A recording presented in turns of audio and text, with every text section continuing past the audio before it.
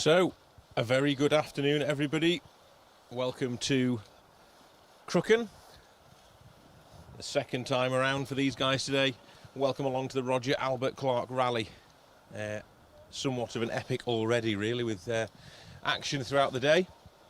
You join myself, Phil Bramhill, here, stage side in the forest with the cameraman Jamie, bringing you live footage from about 2/3 of the way through the forest here, up at junction 15 and 16, little triangular complex. Nice little felled area for us. Should be able to see the cars come over a crest into a tight, more than a 90 right really, very tight 90 right, and then a sweeping left-hander here away. That's the little ditch on the outside they'll have to be careful of as the cars accelerate away up the hill, and then a K right on the top of the hill as they go out of view. So we've had a cracking day here so far. Hope you all enjoyed the live stream this morning. Paul Woodford, Matt and Bex, and everyone down at the finish line giving you all the interviews and all the analysis of what's been going on throughout the morning. You have me now, bringing you some live commentary as the stage gets underway here for this afternoon's run, and it should be equally as exciting again. So just to give you a little bit of a rundown of what we're seeing, I'll try my best to give you some results up to stage 3, which was Walters Arena. I can hear a car in the distance.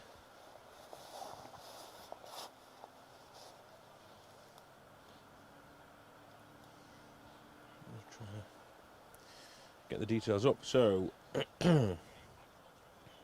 overall leaderboard then shaping up like this after 3 stages.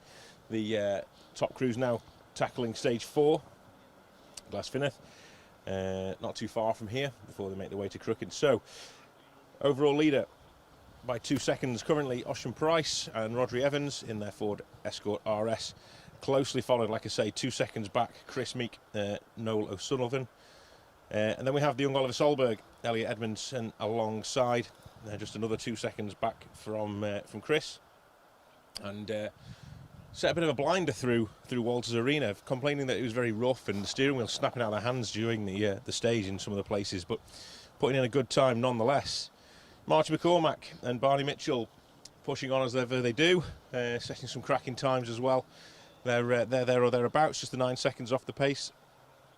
One crew that we are missing from our leaderboard, or notable leaderboard as well, is Matthew Robinson. He's missing in action in stage 2. We saw him being towed out on a rope earlier. Mechanical failure there, something to do with the back axle failing on the car, I believe, is the reason.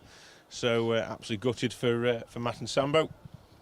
We'll see what they can do to get that car fixed and whether they're going to be back out again this weekend. Another person who is having none of the luck on the Roger Albert Clark failed to get through stage 1 2 years ago up in Kielder, and unfortunately the same has happened again here in Wales. Roger Chilman, Patrick Walsh, their car having engine failure early on in the first test. Came past us very, very slowly, car sounding very, very ropey, but as far as we know, never made it to the end of the stage. So unfortunately, issues for the Wales Motorsport crew. Myron Evans' team got their work cut out with that one. 5th place then is Jason Pritchard, Phil Clark. They're 19 seconds back. Paul Barrett, Gordon Noble. They're setting a time of 19 minutes 58 in total, which is just shy of 30 seconds back after Walters. I know Paul was shocked when he saw some of the times through there earlier. His reaction at the end of the stage with Matt and Bex said it all, really. Apologies to anyone who heard the language.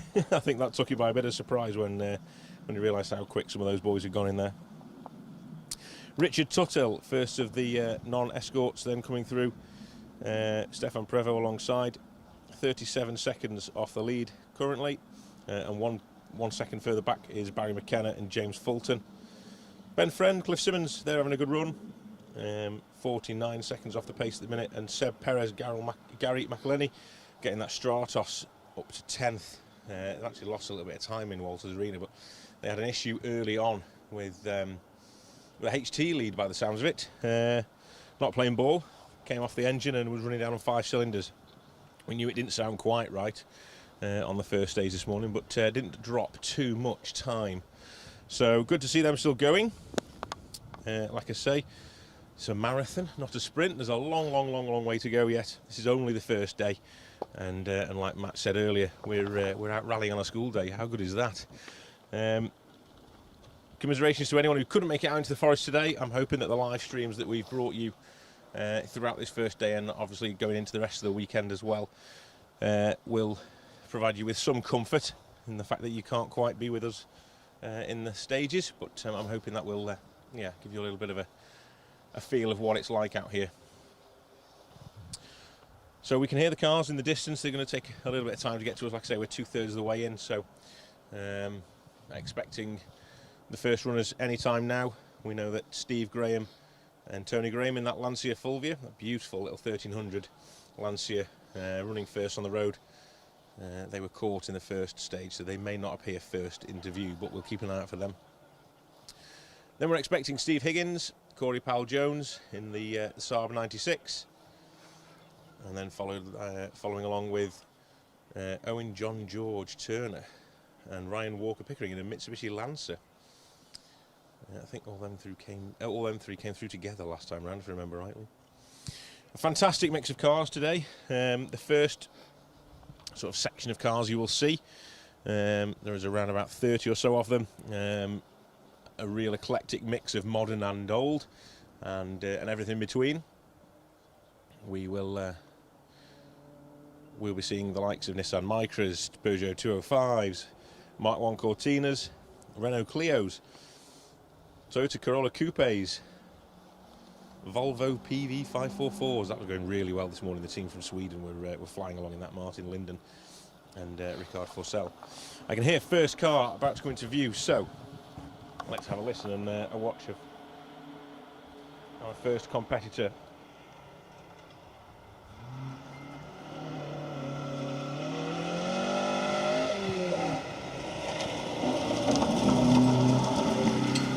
There we go, sure enough. It is the Mitsubishi Lancer of Owen John George Turner and Ryan Walker Pickering.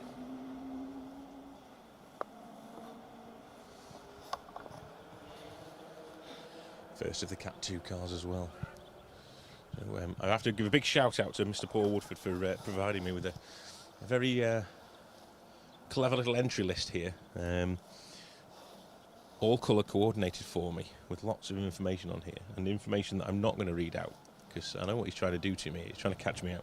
You can see little comments at the bottom of each page, and he wants me to say things on the live stream, which I'm not going to do. I promise I'm not going to do it. I absolutely 100% categorically will not mention Clan Crusaders. Okay. There you go, Paul, I've done it. All right, that's it. That's no more. That's it. Thank you very much for everyone who's tuning in. We have plenty of people around the world, so thank you for that. I'll try my best to give shout-outs as the event unfolds. But you've sort of seen what the format is like now. For those who've joined us for the day, we'll have a live broadcast in the morning where Paul, Matt and the gang will be bringing you all the information from stage ends, and we'll be providing footage from the stages, all taken back to a studio. And then in the afternoon, well, those guys all go off to record the afternoon review show, or the evening review show. I'll bring you the action live from absolutely stage side, right next to the cameraman, so I get to see everything you're seeing. We've got, it sounds like two together. So it's the Saab, first of all. Nicely done, Steve. Stephen Higgins, over from the Isle of Man.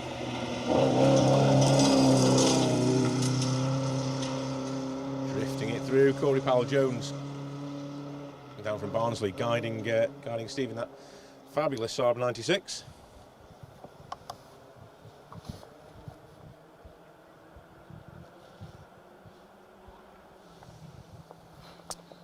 So we're still waiting for the Fulvia. It takes a little bit of time, but you can't rush perfection. It's a stunning little car, and I wouldn't want to be throwing it through these forests. So we'll see it when it arrives. You'll see just how perfect this car is. But before that, this should be Rob Aslett, 2 Rob Aslets in their 205.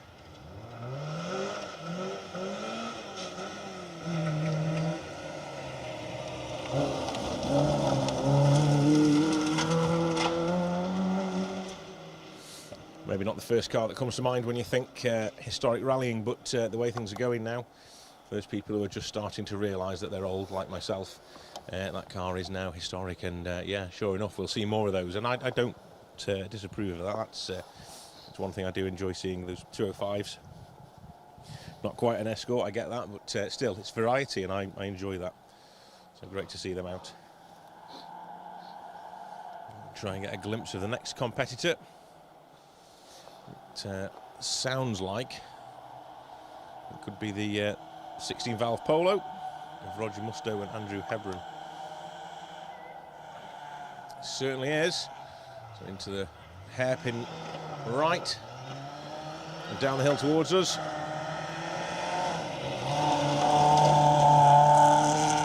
we go. One of the old Polo Cup cars. Popular little car back in the day, those. So in case you're wondering what's going on, we have a mixture of both modern and historic in this first section. It's a little bit confusing. I must admit it takes me a bit of time to try and get my head around it, and I have to confess I probably don't get my head around it all the time either. But we have an open class for this rally as well, an open category for 2-wheel drive cars, and obviously the Polos. We've got a Clio and in fact a couple of Clios, 208s, things like that. The more sort of modern cars, MGZRs, things like that. They are entered in the open category, separate to the historic classes, obviously, but it gives people with slightly more modern cars a chance to come out and use them. So let's have a little flick through some of the comments so far. Simon Bevan, big fan. Mark Warburton, top job. Thank you very much, guys. Les says he loves the auto captions. I have to say, I love them as well. I was watching earlier, and Gregoire Demavius was one of my favourite auto captions. I'm hoping that's going to say it again across the screen for you all to have a laugh at. Yeah, Lancia Straw Toss. Yeah, the auto captions or the auto generator is working overtime with some of these names. Big shout out to hubby Ronan and Adrian in car 12. Absolutely, Melissa. Yeah, flying this morning. Adrian Hetherington going really well. Car 12 in the Escort. Unmistakable blue wheels on that one. Gareth Edwards, afternoon Phil. Thank you, Gareth. Welcome along. Thanks for joining us. Colin McBride is watching. Lorena, afternoon from Italy. Thanks for doing a great job. I appreciate that, Lorena. Thank you very much for getting in touch and thanks for watching. Hope we are entertaining you this Thursday evening. Thanks for the great coverage, Adam Clayton. Thank you.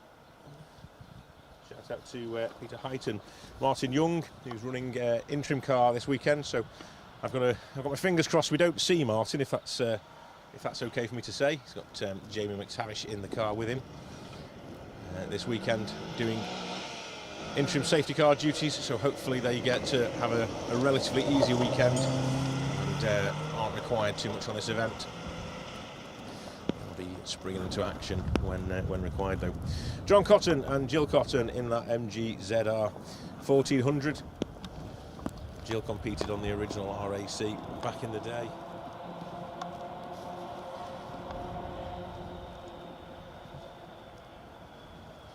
Ken Quinn showing lots of love for Corey Powell-Jones. Here is that Fulvey. Just have a look at this car. It's such a beautiful little car. Might not be the fastest, but I think it wins awards for being the best looking. See, we've got a hamster on the roof as well. Got the hammy on the roof. Always good to see that car out. Another of the 205s then.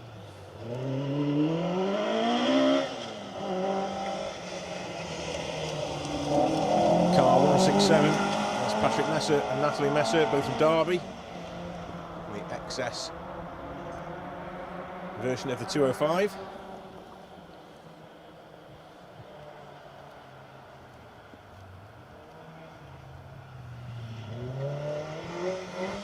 Another of the moderns. This is the Nissan Micra, belonging to James Rudd, Oliver Foster, over from the East Coast.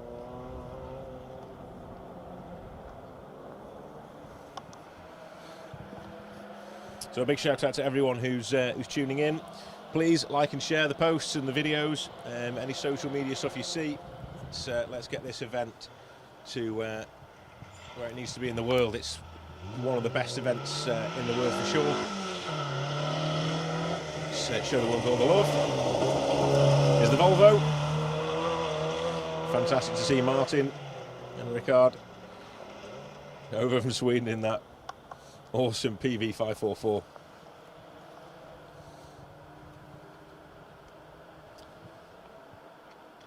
So a question here, is Adam Milner and Matt Robinson out? They are both out, unfortunately. Adam Milner running as what would effectively be car one in the in this category, this field of competitor. Unfortunately stopped in stage one after they'd been past me. We saw them this morning, and then sort of towards the back end of this stage, unfortunately came to their demise. And Matt Robinson stopped, stage two, broken axle. Car was recovered just shortly, a short time ago. Next up now, sparks from the brakes on car 161. It's Gregory Perrard and César Delbecq from France. Great to see the European crews coming over and having a go at this event. Be somewhat different to what they're used to, so great to have them over here. Always welcome. Regards to the cars you're in, come over and have a go.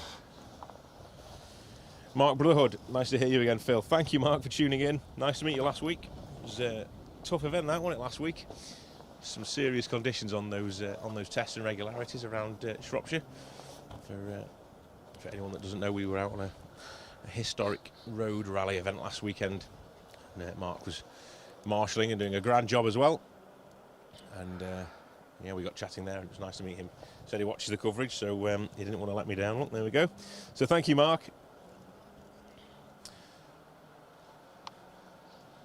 Ken Smith, thank you for the cracking coverage. No work done today. Oh, Ken, I hope the boss isn't watching. Thank you very much, Ken. Appreciate the kind comments. Troy Hood, hello from Duns, loving the great coverage, and I will be out on the stages at the weekend. Cannot wait. No, it's going to be amazing. The atmosphere down here in Wales, that you could see from the town centre start in Carmarthen last night. It was five deep in places. It was unbelievable. A fantastic atmosphere. Probably one of the busiest rally starts we've seen in this country. Great to have all the locals out and everybody out and about, mingling with the stars and cars down in Carmarthen. So fantastic atmosphere. Rally going from strength to strength. Two together then. Car 160. Peugeot 205 GTI of Charles Nifton and Stephen Gozzard, another crew from Derby. Must have sold a lot of Peugeot 205s in Derby. Two crews from Derby in Peugeots. And then the Ford Cortina GT of Richard Holsworth and Harry Walshaw behind as well. Richard also from Derby. Wow. I bet there's nobody left in Derby. And anybody that is left in Derby will be watching this live stream to see how everybody from Derby is getting on. Quick flick back then. Ollie Waldock sat watching live YouTube feed on one tablet and college work on the other. Loving the coverage. Don't get them mixed up, mate. Make sure you're doing your work. I can hear them from my house in Banwan. Love it. Thank you, Sean. Thanks for the comments. And Perrott. All work in the office has been halted again until further notice. We're stopping a lot of people. The world's not going to turn at this rate if we carry on broadcasting. First, the Hillman Avengers. That's Wyn Jones, Martin Davies. Martin from down here in Carmarthen, and Wyn from up in Aberystwyth, so not too far for those boys. I'll feel at home right here, but it'll be a different world in a couple of days' time when they find themselves up in the Galloway Hills in Scotland.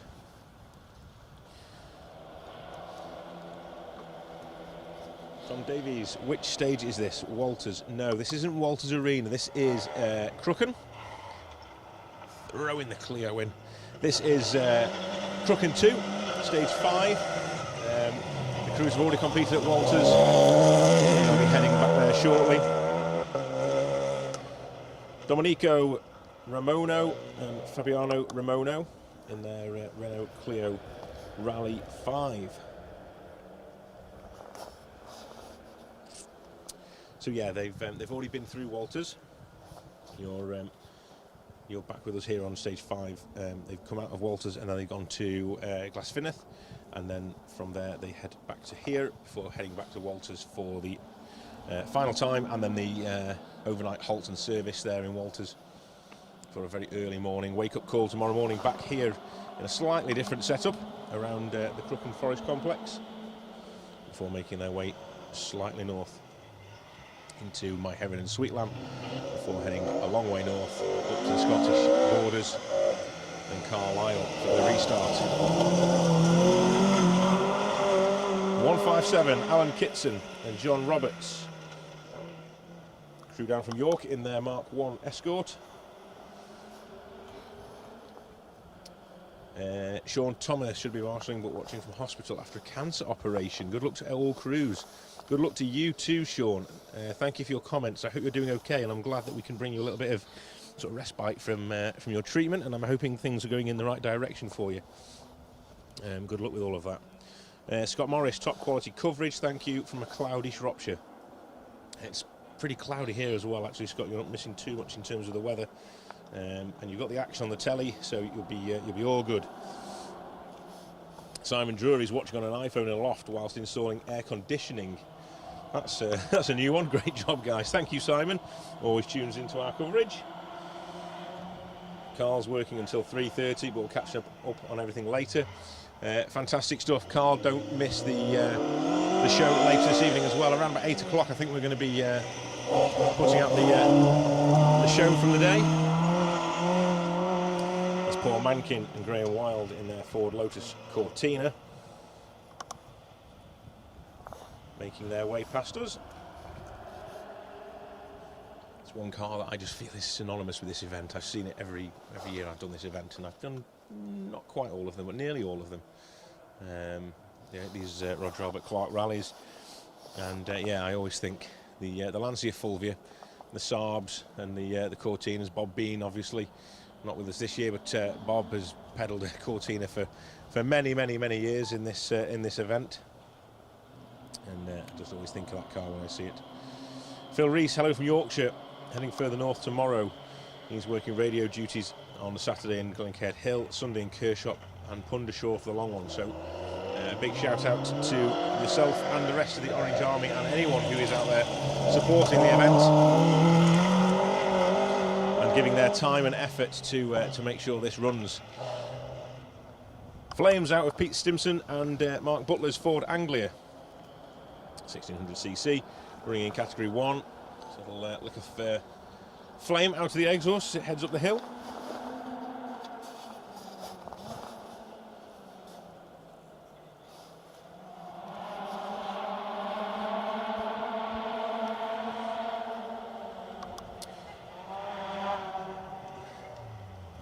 Lots of people tuning in from around the world then. Great to see everyone.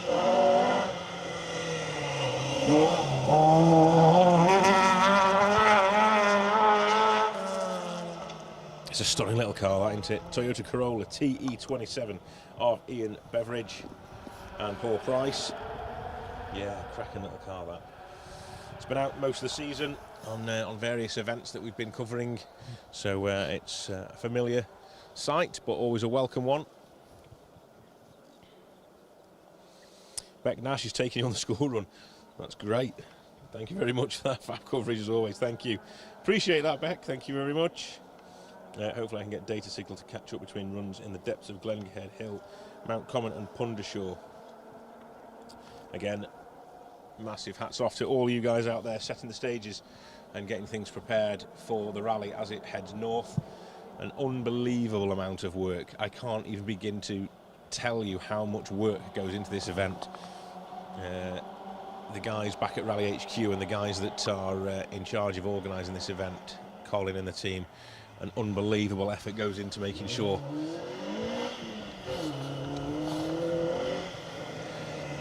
Andy Madge,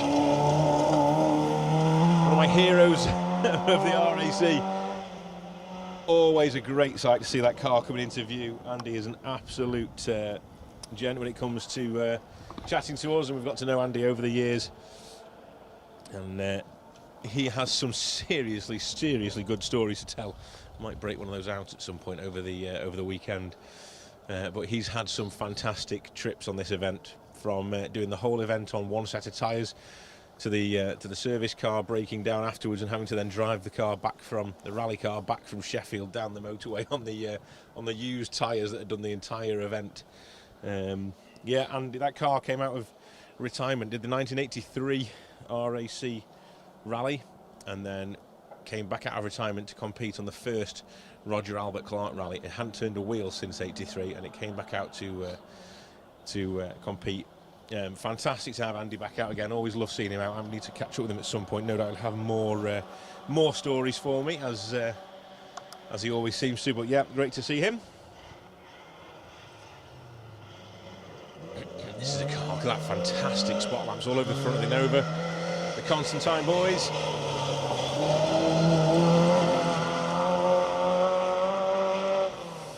I'm getting to the end of my first page of notes, so bear with me.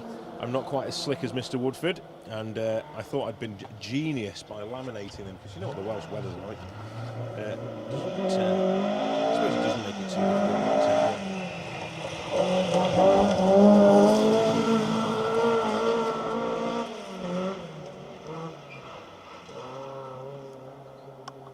Yeah, so that lovely Nova Sport, Mark and Andrew Constantine. I'm used to seeing them in courses.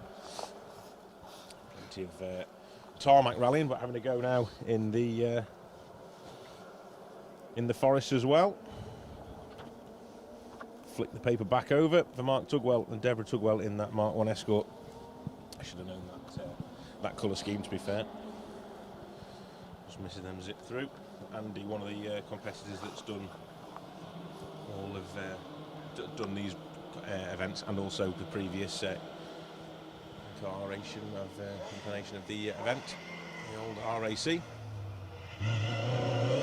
Car 148.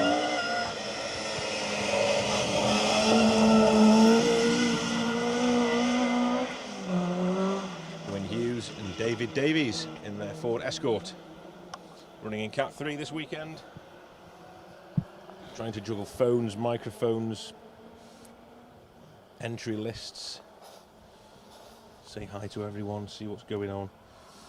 A little quick catch up then, so I know that Brad Cole's watching. He's just messaged as well. Afternoon, Phil. I've Mr. Bramhill, fantastic work as always, team. Thank you very much. Neil Matthews saying a big hello as well.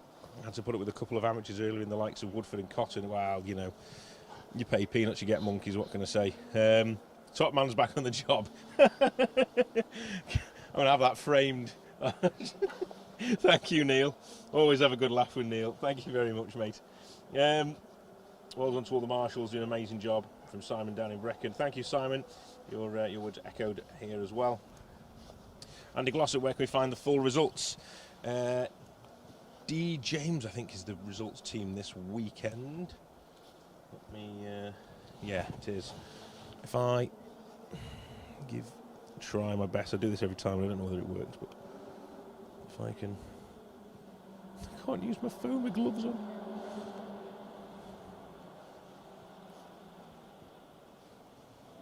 Go. There you go, that should be the link to the results. Calvin Hadley, Eddie Kelly is watching. Welcome along, guys. Pete Barrett is watching from the pub. It's not a bad place to be watching. Point of view backwards. Car 151. There's Paul Rawson and Mike Curry. Paul from Bradford and Mike down from Dumfries. He'll be almost home. in 2 days' time.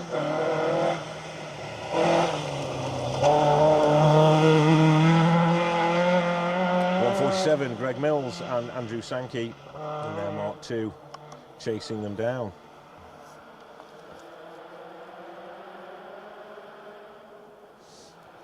Mike White commenting on the coverage as well. Great commentary. Thank you very much, Mike. Appreciate that. Ken Quinn's off to watch the ice hockey in Leeds on Saturday.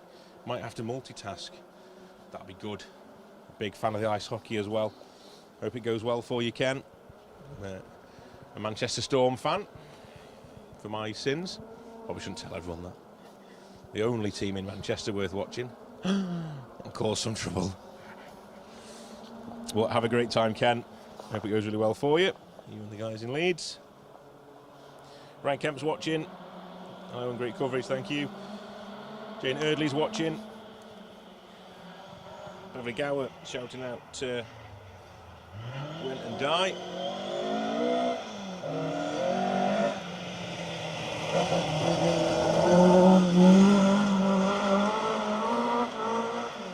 Anthony Harrison, Marcus Pomfrey in the Mark I Mexico.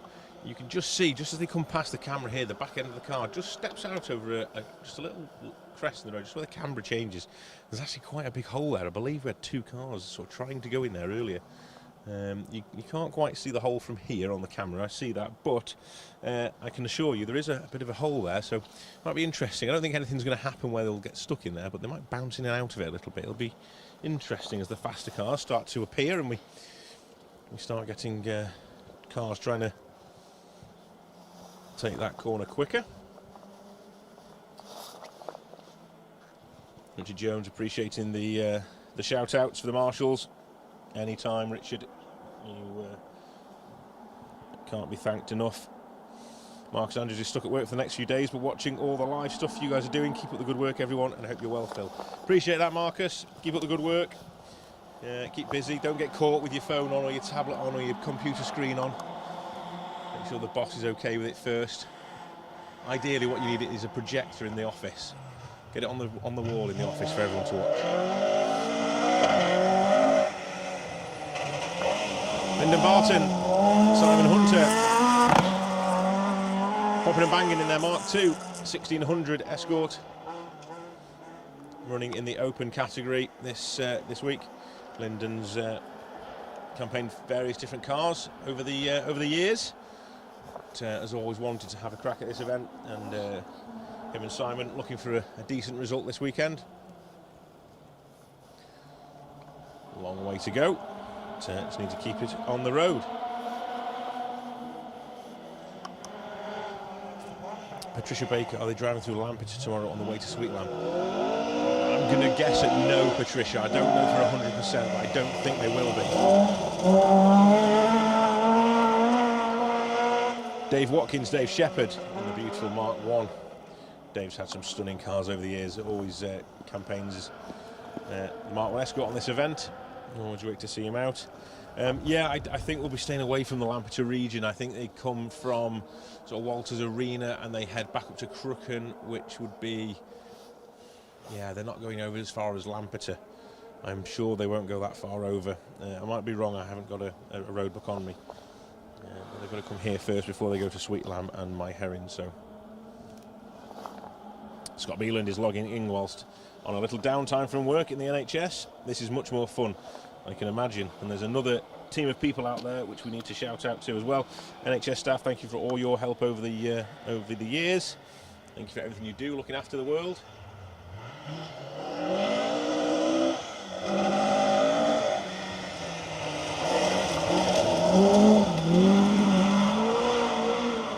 .144, Philip Clark and Richard Bonner. Just the back end just waggling around a little bit on that Escort. You can just about see where the camber just changes slightly and that back end of the car just starts to twitch towards that little hole, so a little ditch on the outside. I say little, it'll swallow a car, but I don't think anything's going to go into that. Okay, who else have we got? Christopher Hawes, thank you to all that helped this rally to be so special, and to all to do an amazing job and have fun and go safe and fast. Everyone, well done. Thank you, Christopher. Chris Williams is watching, Adam's watching. Hi, Chris. Thanks for watching and thanks for tuning in. Yeah, the Leeds Knights, yeah, and there's the Leeds Knights. Yeah, hope they get on well. Dave Clucas is watching. Shout out to all the Manxies. Keep her lit. Thanks for tuning in, Dave. Hope things are well on the Isle of Man. Ooh, he's Scandinavian flicking it. Hazards on.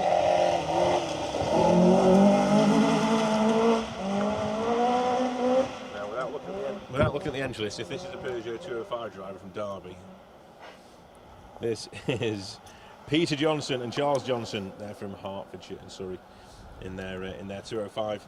Lights on, whether they've had a problem or not, I don't know, but certainly throwing it around well. Hopefully just having a bit of fun in that car and caught the lights, caught the hazards as well. So we're making our way through this opening category, or opening section, let's say, of cars. We've got around about 6 or 8 to come. Bear in mind we've got a couple of cars that are missing. Adam Milner being one of them. Deborah Bundred is watching, and Andrew Hankey's watching. Dave Blackhurst is also watching. Welcome along, Dave. A good family friend of ours. Wishing you all the best. You're on the way to the hospital, so I'm hoping you have a successful meeting and appointment, and I hope it all goes well for you. A big shout out to you. Thank you for joining us. Hope the chauffeur's doing a decent job and getting you to where you need to be on time, and he's not driving like a man possessed. But thank you for tuning in. Gethin Davies, excellent courage. Keep it up. At Young, afternoon Phil. We'll be at service on Saturday night. Yes, I think there is every chance we will be at service on Saturday night. That was Stuart Carris, 140, with Linda Carris alongside, another crew that have been campaigning the Mark 1 for many years on this event. Always a familiar name to see on the entry list, so going well as well. That's good to see. Now hopefully next we'll have a Mark 1 Golf, and it's a lovely looking car. Chris Hellings, Glyn Thomas, bringing out their GTI. You can see what sort of era I'm from, can't you? You can tell from my comments. You know, I was getting excited before for the Sierras and the Legacy and the cars like that. You know, and everyone was going, you're too young still. You need to be out with the Escorts and the things like that. But no, I like to see these Group A cars and something a bit different. So a Mark 1 Golf should be coming into view now, and as if by magic, shucking her in. Car 139.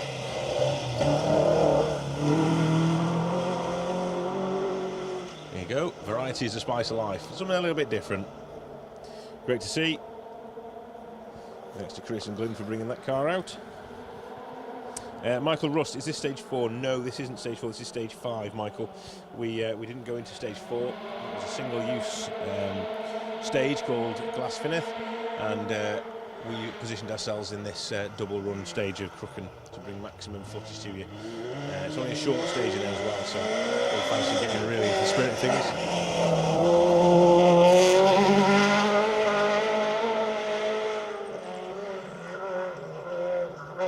Calzia Simone and Fabrizio Feliciccia. I'm hoping I'm saying that right. Italian isn't my strong point, but I'm hoping I was close enough for that one. Peugeot 208.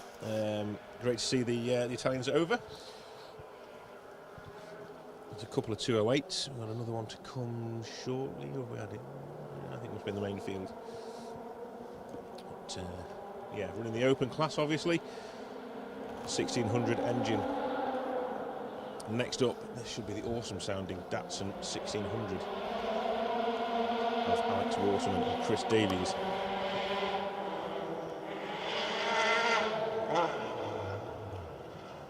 Oh no, I told you there was two of them.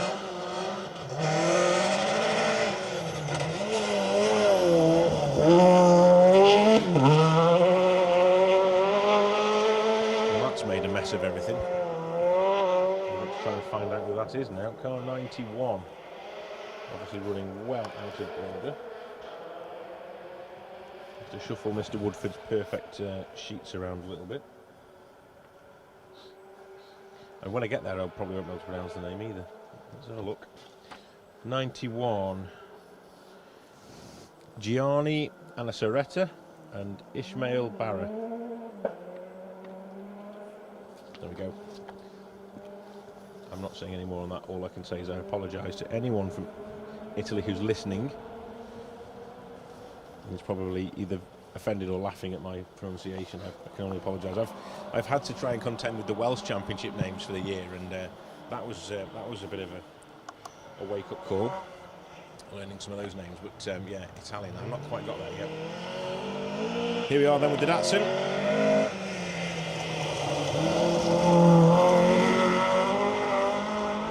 Like I say, Alex Waterman and Chris Davies in that 1600 Datsun SSS.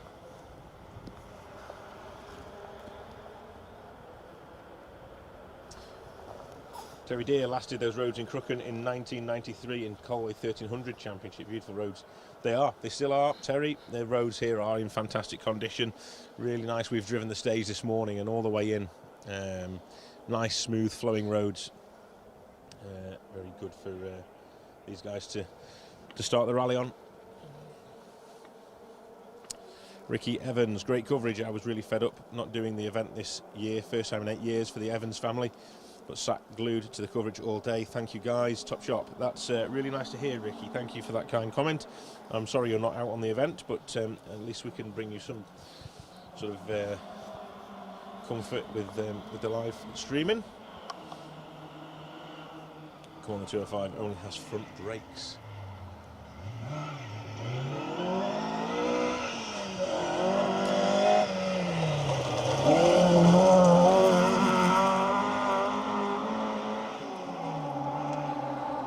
Sunbeam TI of Dave Hopkins and Richard Wise. You see the light is just starting to fade now, but at the same time the clouds are just starting to clear in the distance. You can just about make out actually a brighter sky. Might be too late by the time that arrives.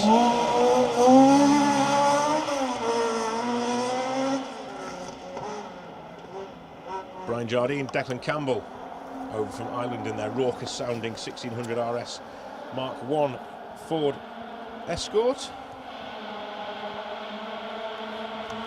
Stephen Morrison loving the live coverage, can't wait until weekend over in Scotland, Saturday and Carlisle Sunday. Here's the car that can make some noise.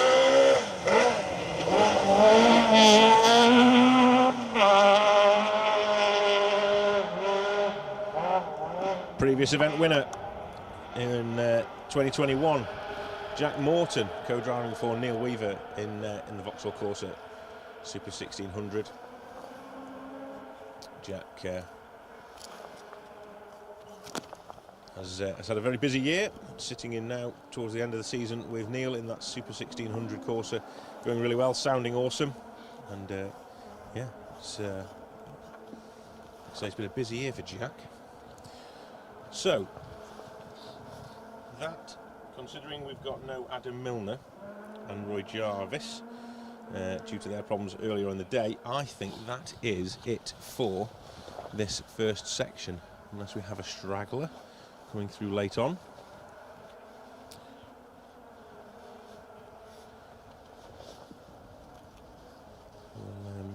I've got so many comments, I'm struggling to keep up them all.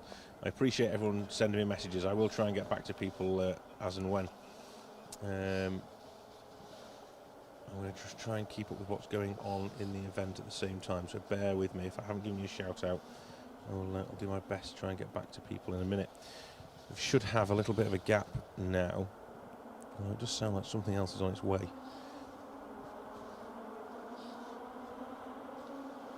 Certainly does. I do need to ask though as well. We seem to be missing a couple of cars from this morning that I didn't see on the first stage this morning, and that is Tony Jardine and Rory McCann in the Hillman Avengers. We haven't seen them through. So if anyone has any information regarding those guys, then let me know. Because it's a shame we didn't see them.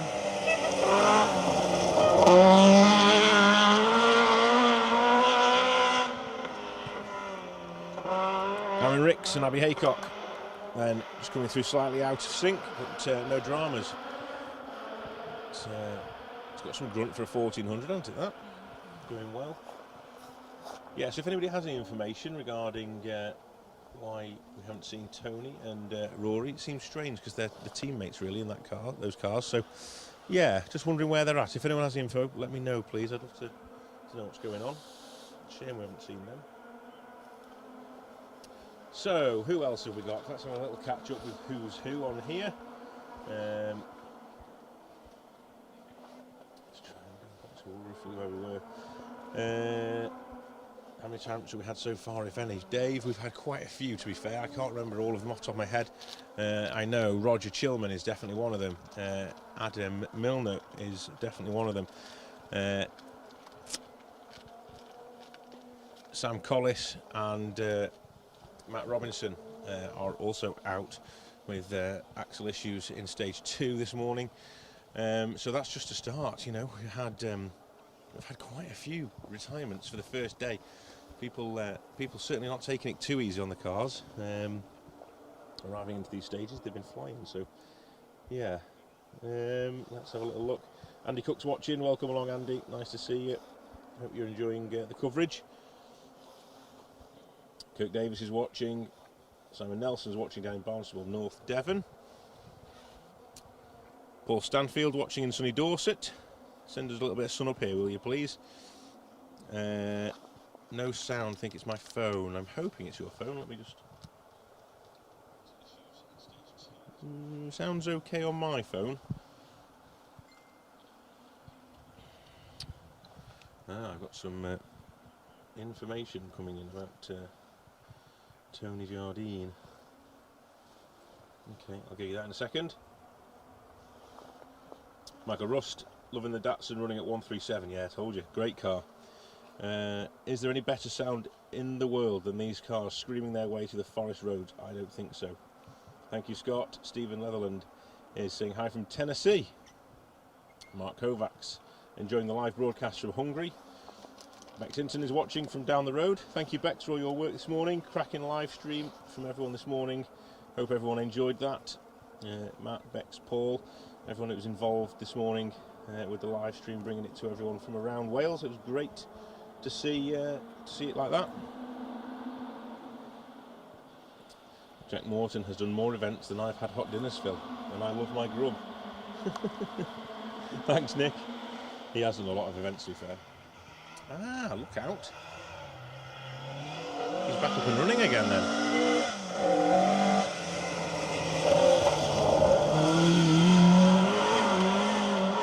So whatever the issue for Adam this morning, he's figured it out and got going again. So he's back out. That's great to see. That's brilliant that Adam and Roy are back running again. So fantastic stuff, that. There's 11 retirements listed so far on the retirements list, and it's only day 1. Tony Jardine retired 3 miles into SS1 with an engine problem. What a massive shame. Rory and Paul McCann head gasket on stage 1. Oh dear. Both of the Avengers out early doors. Thank you to everyone who's got in touch with me. That's horrible to see and horrible to read, but appreciate that everyone's getting in touch. So thank you very much for letting me know what's gone on there. I didn't have that information, so yeah. Watching from Kigali, Rwanda. Thank you very much for joining us all the way from Rwanda. Dan Evans is sat watching while selling heated windscreens. The top 10 all sitting behind our screens. Ricky Evans Motorsport. Thank you, guys.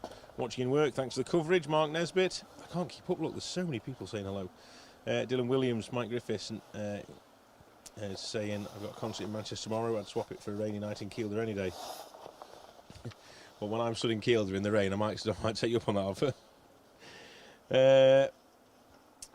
Yeah, Dave confirming as well. Jacob McComb Racing, fantastic coverage, guys. Thank you very much. Afternoon all. Chris Greenall, Photosport Photography. This is superb. Well done. Richard Spink, go Adam and Roy. Yeah, nice to see them back out again, isn't it? That's great to see. Watching from the Wastebusters Empire.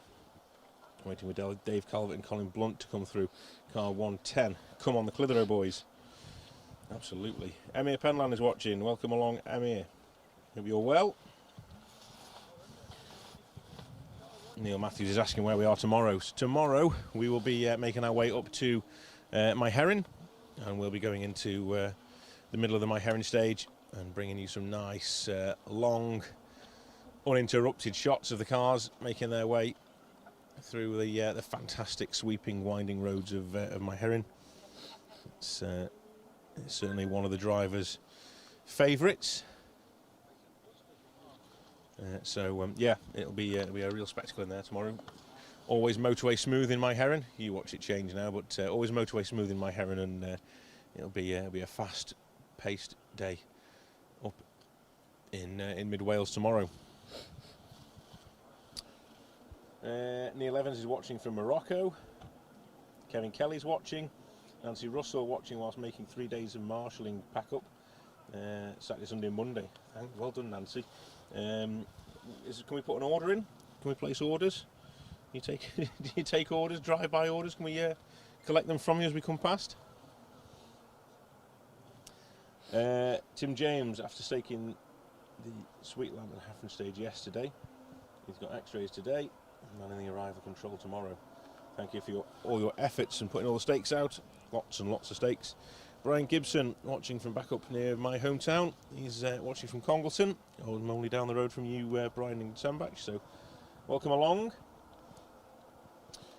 Chris Thomas Jones is watching from Cape Verde in the sunshine. There's always one, isn't there? Always one. What time between open and front runners? Well, to give you an idea, the front runners are in. Car 1, Marty McCormack, is making his way towards us as we speak. I can hear him in the distance. It won't be too long now, a couple more minutes or so, before we see the arrival of the top boys. Nick Darkin is watching. Welcome along, Nick. You were out last weekend on the historic road rally, the John Bloxham Memorial Rally, so welcome along. I've got your photo sat on my laptop at home, waiting to be posted when I get back. Can't wait to pick my son up from school. He's going to love the footage, Phil, especially if you say hi to Blake and Esme for me in about 10 minutes. I'll try to remember. If I don't remember, there's been a lot going on in 10 minutes' time when everyone starts to arrive. Drop me another message, and of course I will. Absolutely no problem with that. I'll give a shout out to anybody. If anyone wants a shout out on the live stream, then drop me a message. I'll do my best to rifle through the comments as quick as they're coming in. It's like a sausage factory, just bang, bang, bang, bang, bangs. Messages, but I'll do my best. Sarah Maguire's at home watching the great coverage. 20 years ago we would have been out there providing rescue. Keep up the great work. That's from the ex-Redline rescue team. Meek leads after stage 4, Price second, Solberg third. A little bit of info there for you then. A lead change going through Glasfineth. Meek takes the lead from Price by the sounds of things. Obviously all provisional, but we will see how things go. Neil's looking to get the new Proton Motorsport bobble hat out.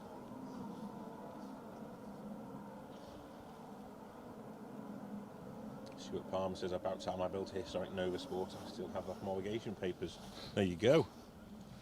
Robin Hamilton, Phil Sandham in the Sunbeam. Car 103 are looking for a 4HA axle. His is playing tunes. I did hear that actually, you know, when they came through. So this is a big plea from myself. If anybody out there who's listening to the coverage who is not too far away and willing to help out, Robin Hamilton and Phil Sandham, they need a 4HA axle. I suppose Amazon don't deliver those, do they? But they need one ASAP. So if there's anybody out there that can help out, please direct message Ian Park or Robin Hamilton or Phil Sandham if you know them. Let's keep them running through the event. That'd be great to see. Martin Fairbairn is watching from the Scottish borders. Big thanks for the coverage. Sad to not be here, but thank you very much, Martin, for that. Steve Perez is watching. Welcome along, Steve. Huge thank you to Steve for providing the sponsorship, where Amigos sponsoring all the live stream this year on this Roger Albert Clark Rally 2023. It's been a fantastic start. We have plenty more to bring you, and Steve will be waiting patiently, no doubt, for his beloved Stratos, which will be with us in around about 15 minutes time or so. Like I say, I can hear car 1 singing its way towards us through the trees. It won't be long now before it arrives in sight, so get yourselves comfortable, guys. We're about to see some serious sideways escorts action.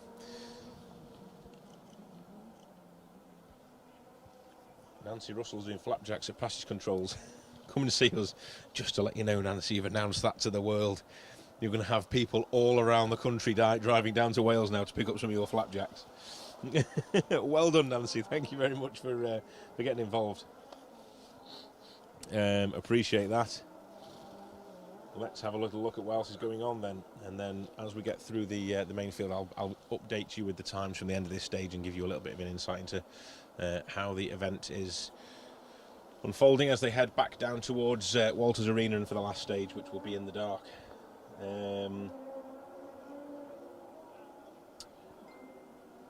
What's going on? Jacob Neal, shout out to myself for watching sneakily from the studio in London. Enjoy all. Jacob, I saw you last weekend at Cadwell Park, going well in the. I think you were in the minis last week, weren't you? So well done last week, and thank you for tuning in this week as well. Baldev's watching from Kenya. Welcome along, Baldev. Competitor over in the Kenyan and African Championships and Series over there. Yeah, fantastic to see. Paul Allen is watching. Graham Henderson is watching from Londonderry. Just finished work. Bucket list event. Absolutely. Certainly is. Where's McCormack? Give him 30 seconds, I reckon. 30 seconds. We'll have an answer for you. Just Westbrook watching in work, whilst my two boys, Alex and Oliver, are in there somewhere watching. Big shout out to Alex and Oliver then.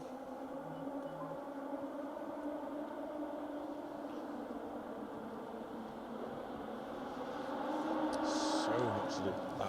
I reckon that was about bang on 30 seconds. Here we go.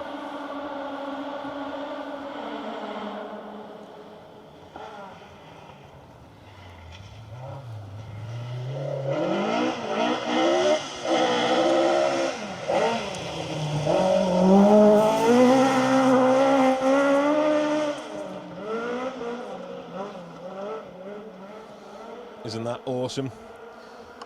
Martin McCormack, Barney Mitchell in the Ford Escort Mark II, car number 1 on the 2023 Roger Albert Clark Rally. Multiple event winners, 3 times in the past, 2012, 2017 and 2019. Looking for the 4th Roger Albert Clark win. There's a couple of people chasing them down though that might have a thing or two to say about that. This man, or these pair, being one of them. Chris Meek, Noel O'Sullivan. That's not.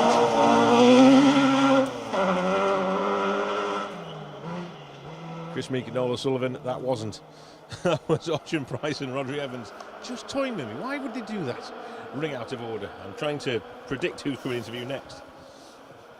So Ocean Price and Rodri Evans have been leading the event for most of the day. Have lost a little bit of time in the last stage by the sounds of it, and they're now running just behind in second. Car number 2, Chris Meek, is the one we are looking for. I'll wait with bated breath and see if anyone arrives.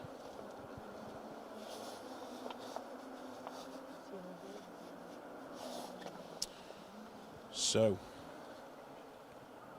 Blake and Esme, big shout out. I hope you've gone well in school today. I hope you've been concentrating. I hope you've done well. I hope you've been all your spellings and all your maths and all your science, everything done. Thank you for joining us this afternoon on the live stream for the Roger Albert Clark Rally. Dad Nick's been telling us that you look forward to coming home to see the rally, and so welcome along. I hope you enjoy it. And we never know, a couple of years' time, maybe a bit more than a couple of years, but in a few years' time, you could be out here competing yourselves. So welcome along. Massive shout out to husband Ronan and Adrian, taking part in the rally in car number 12. Melissa O'Neill, we have given them a shout out already, but happy to do it again. Always go well when we see them. Big gap. Let's just see how this pans out. There was definitely more than a minute's gap there.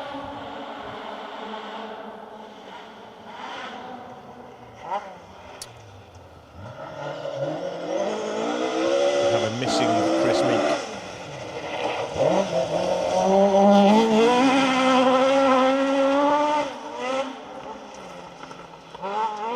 Young Mr. Oliver Solberg and Elliot Edmondson in that awesome Viking Motorsport Escort Mark II. So, where is Chris Meek? We did see that on the tracker it stopped, but we were looking to see if that was a tracker error. We had one this morning with Chris's car, and the Chris's tracker said he'd stopped and he hadn't. However, this time there was definitely a 2-minute gap between Ocean and Oliver. We need to find out what's going on. Anybody with any information, please let us know. I'll do my best to find out.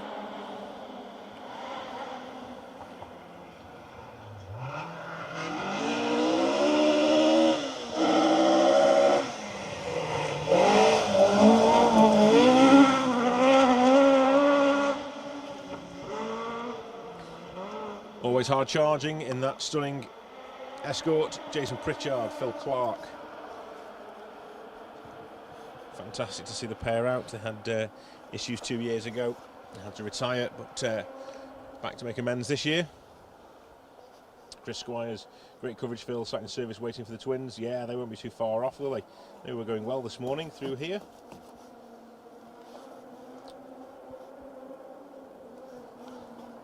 Try and find out what's happened to Mr. Meek.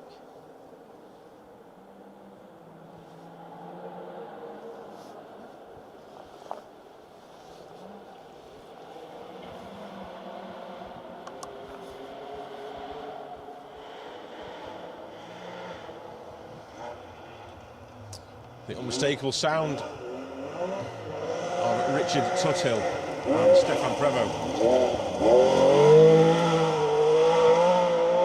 Awesome 3-litre Porsche 911. Very wide on the exit of that top bend there. You've just seen that on camera as they went out of view. Really wide there. Kept his foot in, so that's good.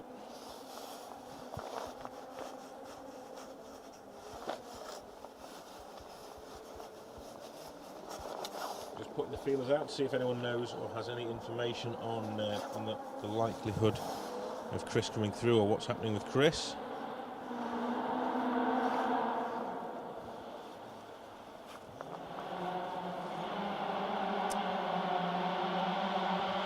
Massive shame if they've got problems already.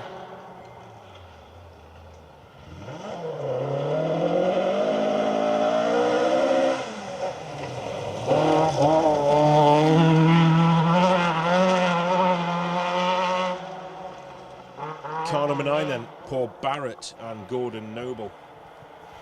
Looking for a good result this year. They also had their issues last time out 2 years ago in Walters Arena, where the crew slid wide and hit I think it was a rock or a bank and rolled the car, and unfortunately the event was over for them on their final day with a fantastic result in sight as well. But just shows you've got to get to the end of these events. It's not to where you are at the beginning of the rally or in the middle of the rally. It's where you are at the end of the rally that counts. And yeah, when it's a rally that's this long and this tough and this taxing and testing, then you know, maybe being the quickest out the blocks isn't always the right thing to do. Just take your time, find your feet, keep the car in one piece, give your team as little to do as possible at service, and just enjoy yourselves, and you'll be amazed by the time you get to the end of the event. You'll be amazed where you are on the leaderboard. We're hearing that Chris is back up and running again, and actually he may be coming through shortly. There's two cars very close together here. First up, this is Gisland Demavius and Johan Gallant. Let's have a look as we head back up the hill to car number 2, Chris Meek.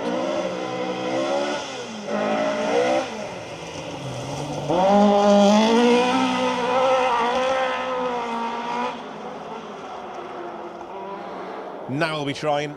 Sounds like he's had a puncture from what we're hearing, and this is great to see.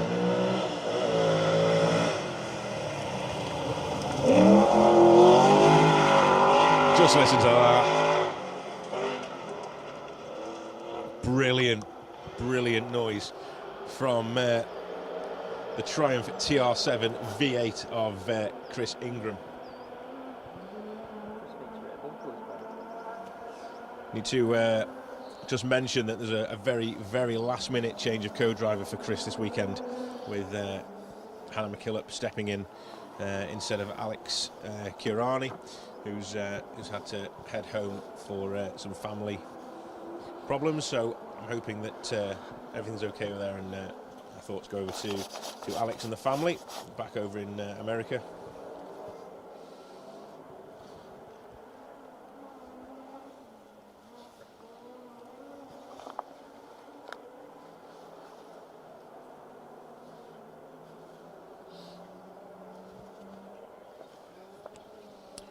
Just having a little quick look.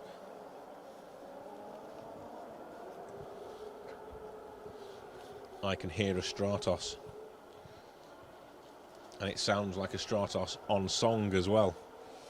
Wasn't quite feeling itself earlier on. HT leads had come off the engine, and it was missing a cylinder. However,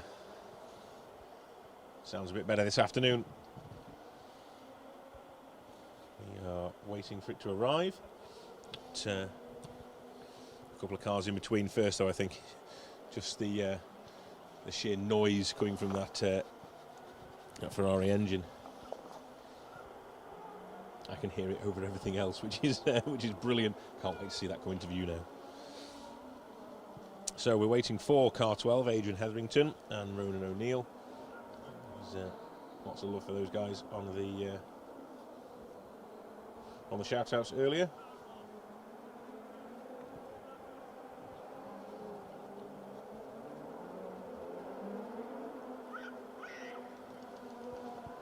So another big gap in there here. What's going on here then? So Adrian Hetherington should be through next. Ben Friend should be through as well before we see Seb.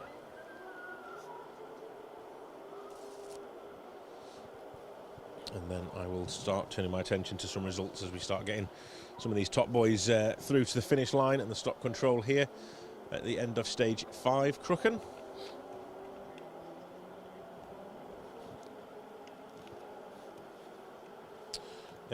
Graham Hood is asking about the trackers. What tracker are you using? The event are using a tracking system this weekend called GeoTrack. GeoTrack. GeoTrack. And it's one I'm not used to. I've not seen or used this system before. So yeah, there you go. Chris Williams just confirming that for us. Thank you, Chris.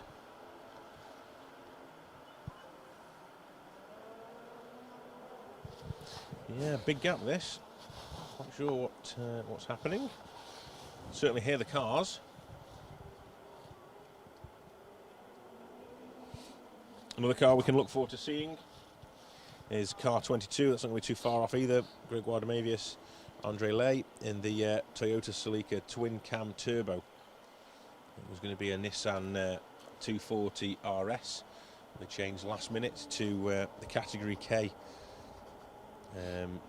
Toyota's Liga Turbo. It just looks like a monster, an absolute monster. Everything looks so nimble and sort of well balanced around it, and then all of a sudden this monster comes through. So there's little agile escorts. This Toyota could eat them for breakfast. So yeah, 5-6 cars time we should be seeing Toyota.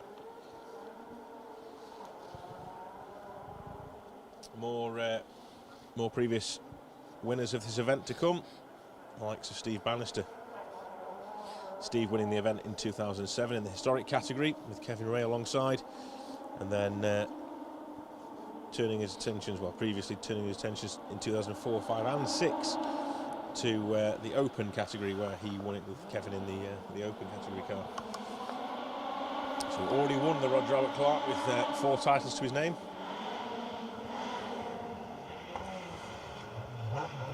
So here is Adrian.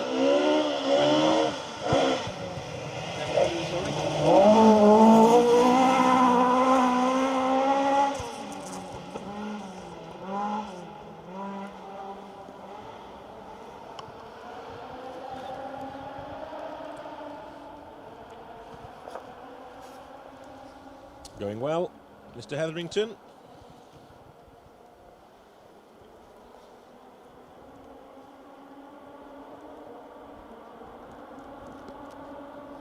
Shout out to John McGrath, Tim Cairns, Ken Wilkinson, hoping to see Chris and Seb tomorrow in Havron.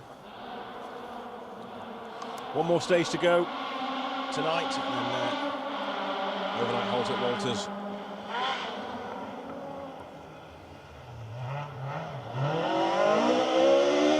And friend, Cliffy Simmons.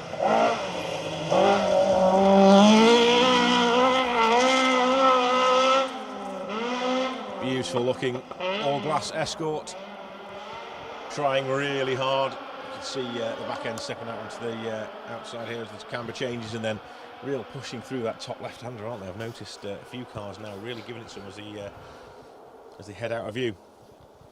Patrick Walsh is watching. Not something I want to see, that, I'm afraid, Patrick. I'm so sorry to see you've come to a demise again. It's, oh dear me, you and this event. Seriously hard luck. Hopefully we'll see you again at some point. So Patrick Walsh, co-driver to Roger Chilman. Shh.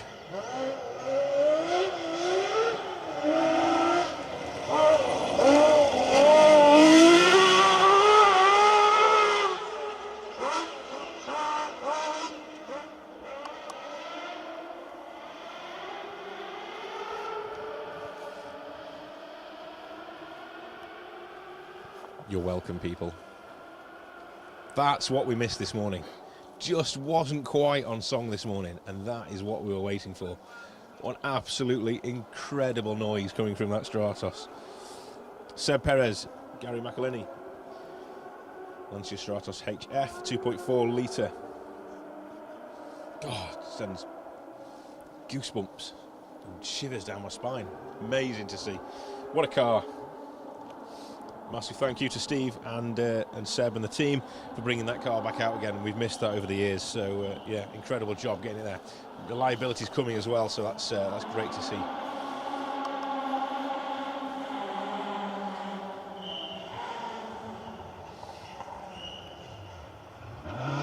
Catherine McCall to Liam Monaghan. Along with the Irish Cruise.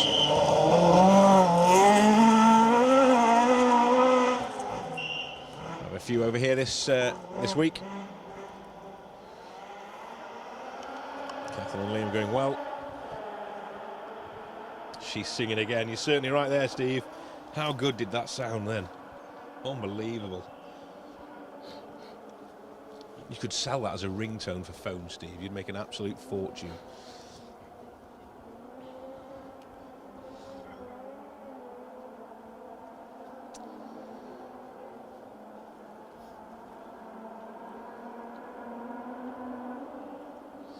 Lots of comments coming in. Classic Sunday Stage is back at Chatsworth. It'd be great to go back to somewhere like that, wouldn't it? I have to admit, it's, I missed that. It's just something the event I think could do with it. It'd be so good to go back to a stately home stage. I know they've done it in the past, and that it would be great to go to somewhere like that. So then we'll try and twist Colin's arm.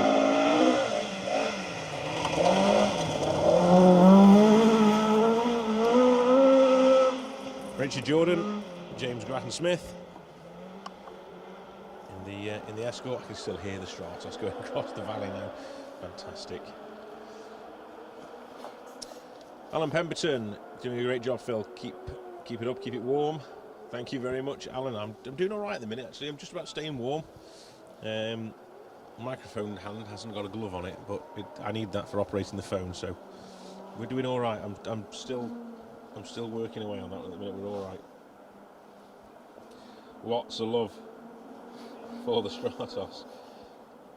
All of a sudden it just went absolutely crazy. Stratos. Yeah, unbelievable. And yeah, going really well as well. Mark Skinner there making a comment about the outstanding pace from the Stratos. Yeah, it's nice to see, isn't it, that the Stratos is really being pushed as well, and not, we know how expensive this car is. We want to look after this car as best we can, but at the same time throw it through a forest. So thank you very much to Seb and to Steve and the gang for doing that. It's great to see. Neil James, thanks for being quiet at the Stratos. I almost forgot it was coming, to be fair. I remembered at the last minute, didn't I? I'm going to do that every time that car comes into shot.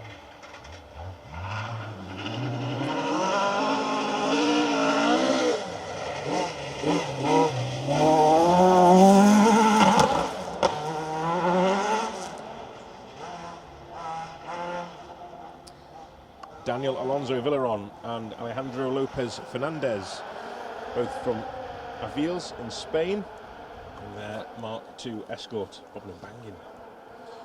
Running, what class are they running in? In the open class, yeah, I was going to say, it looked like an open category car. Sounds like it's got a sequential gearbox in that car.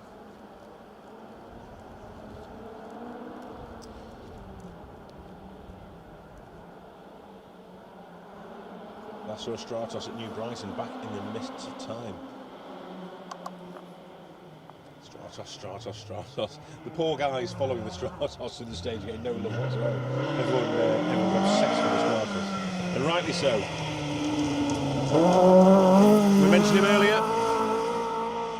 Never write him off. Mr. Steve Bannister with Callum Atkinson alongside. Tato Farmer from Yorkshire. 4 times previous event winner. Just going about his business.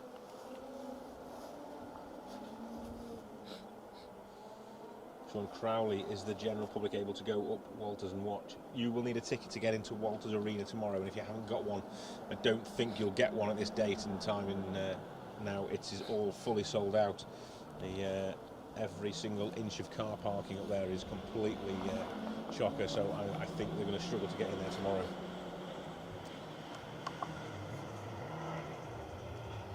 Chris Williams is doing my job for me. Thank you, Chris.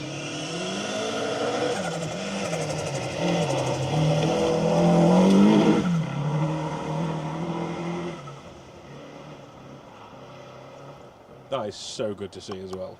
You know, I love to see variety. I just keep saying, but Toyota Celica twin cam turbo, you know, Gregoire Demovius and Andre Lay. That is awesome. What a car! Definitely up there with one of my favourites of the weekend for sure. So it looks like Ocean fastest by 11 seconds over Solberg in this stage. Thank you, Chris. I'll give a quick rundown of the times in a second, but Chris has done me a top 3 there, so thank you very much for your help. So Price leads Solberg by 11, McCormack 19 off the pace. We know that Mr. Meek has unfortunately had a puncture.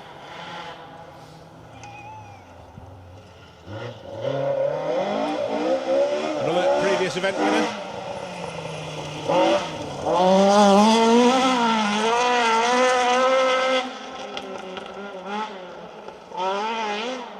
That's one of the best sounding Mark I Escorts as well out there.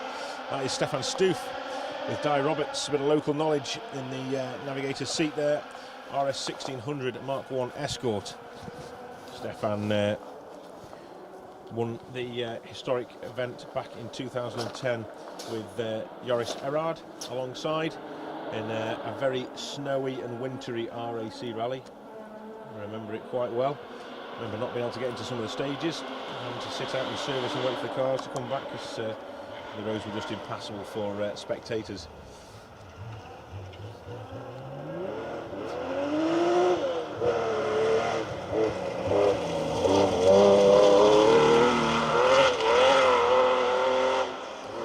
Car 16 then James Ford and Neil Shanks. Neil all the way down from Elgin to navigate this weekend, or this week, in the 911 Carrera RS.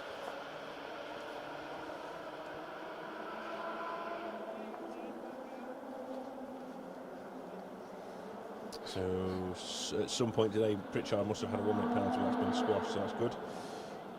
Warren Philliskirk, fantastic coverage, keep it up. Thank you very much, Warren, appreciate that. Meek well down on stage 5, we'll find out in a second.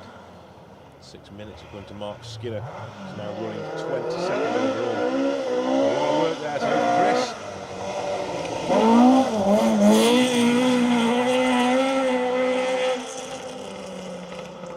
Gareth James and Dan Petrie doing really well, pushing hard. Okay, I'm going to leave the live stream in the chat very briefly while I get the results up. I'll try and give you a little rundown of what's happening stage-wise. So, after stage 5, so I'll give you the times for the stage first. So, Crooken 2, stage 5. Fastest through the stage was Ocean Price, Roderick Evans in car number 4 with a time of 11:40. Second with 11 seconds difference. That's a massive amount of time. Massive amount of time when you consider the whole sort of day's worth. There's only a couple of seconds here and there.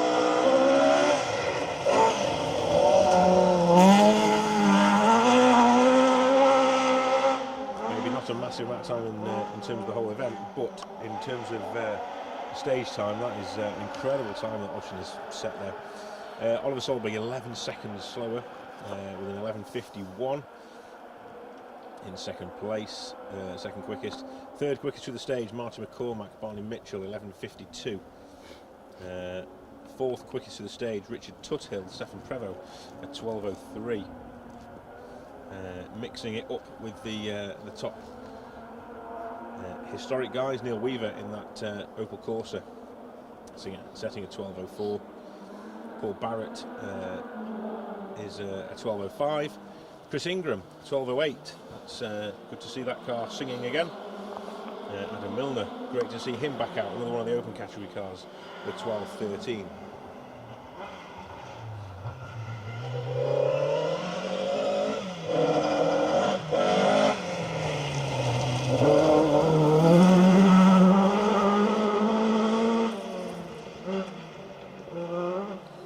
Jason Pritchard, well, Paul Rawson, Mike Curry, in car 151. They are 12:17. Jason Pritchard, Phil Clark, 12:19, and then a bit of a drop then back to Gisland de Mavius. I imagine we've probably still needing some time to come through as well for some of the crews. So, from an open rally point of view, Neil Weaver currently leads the way by quite a healthy margin. 36 minutes 30 on the board for Neil and Jack Morton. Second in the open category, Brian Jardine, Declan Campbell in that Mark 1 RS 1600. 2 minutes 17 is the gap to Neil. Aaron Ricks, Abby Haycock are in third in the open category, 3:32.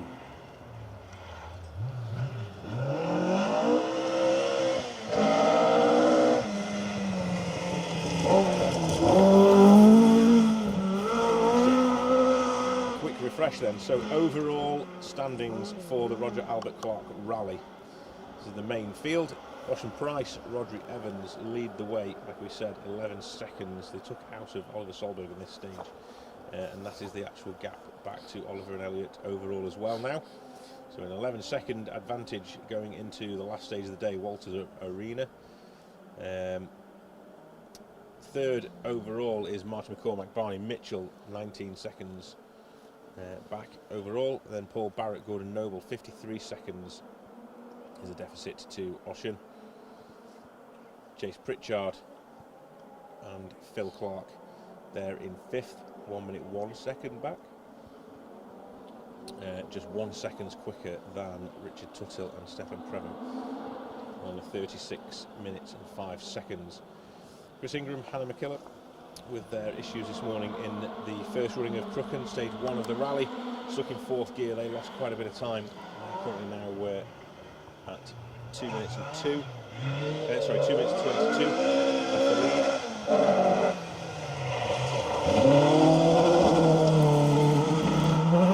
Like I say, a long way to go. Just day 1 of a 5-day event. Mike Stewart and Sinclair Young in their RS 1600 Mark 1, making their way through in car 27.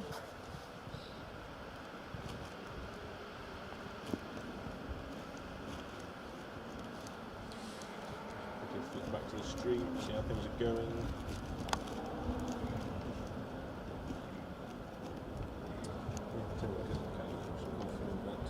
So, Chris Meek, no,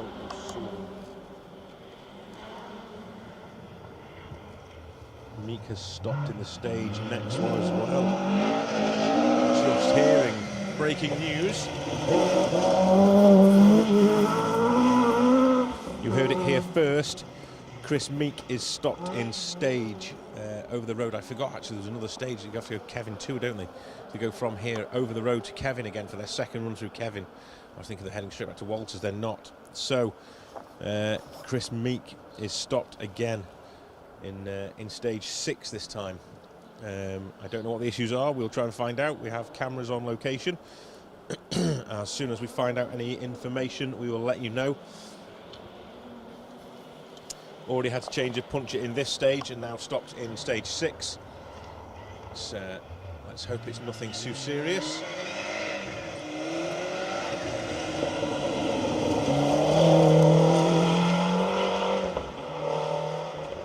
Great to see Kevin Proctor, Jamie Edwards in that Ford Sapphire Cosworth 4x4.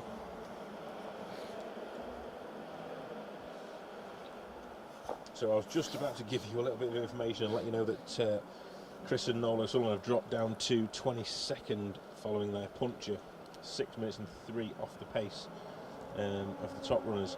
However, breaking news as we speak is that Chris is now stopped in stage 6, and the problems continue for the escort pair.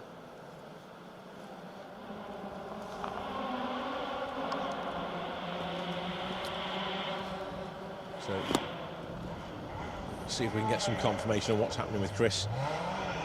Cameraman and special stage team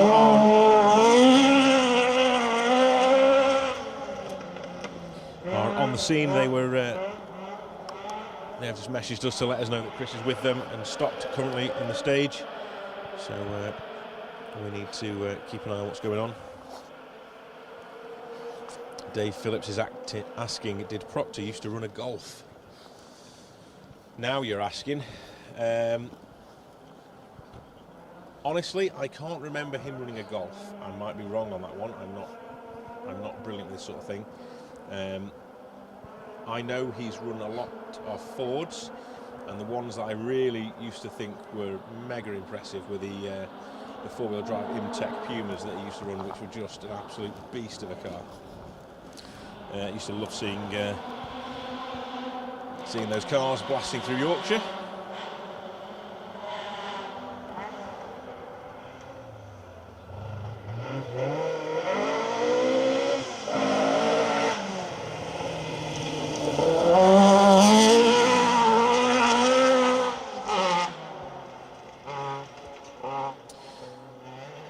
So I've had a picture sent through. Chris's car is parked up at a junction, bonnet is up, and Chris and Noel are looking into the engine bay and trying to work on the car.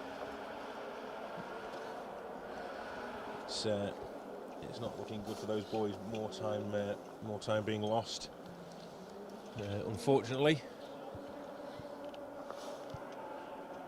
Big shout out to Marcus Zungu, who's watching. Sean Hughes as well. Marcus, we need you out on these stages. Come on, come give us a hand with the commentary. I know how much you love this sort of stuff. You've gone very quiet recently. From what I gather, you've grown up. You've changed, you have. We need you back in the forest with us. We're talking on the way into Crooken. And I'll show cameraman Jamie the photographs of our trips up into Crooken all those years ago.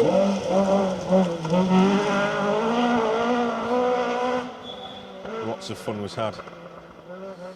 Gavin Edwards and Karen Tomlinson from Carnarvon, up in North Wales in Mark II.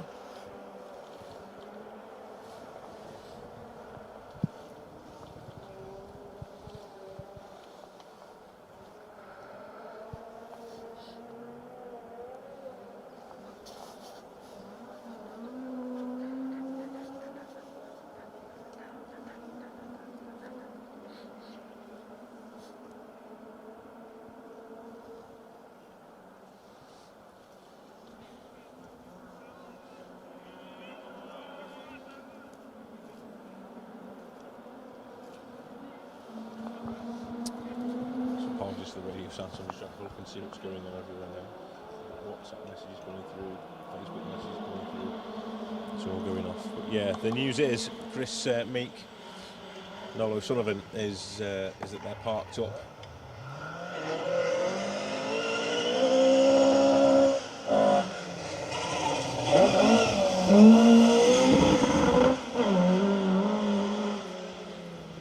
Craig Jones, Ian Taylor in their RS 1600 Mark I.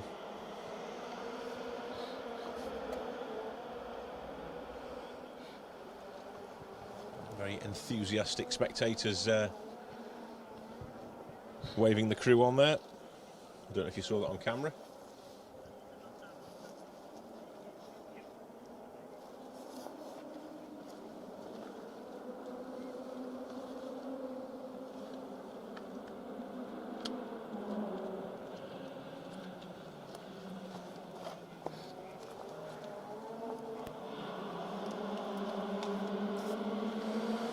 How cool is this? Stephen Finley, hello from Sweden. 5-year-old Morgan is with me discovering the joy of rear-wheel drive rallying, holding his Hot Wheels Mark II Escort. Mr. Woodford will be delighted with that comment.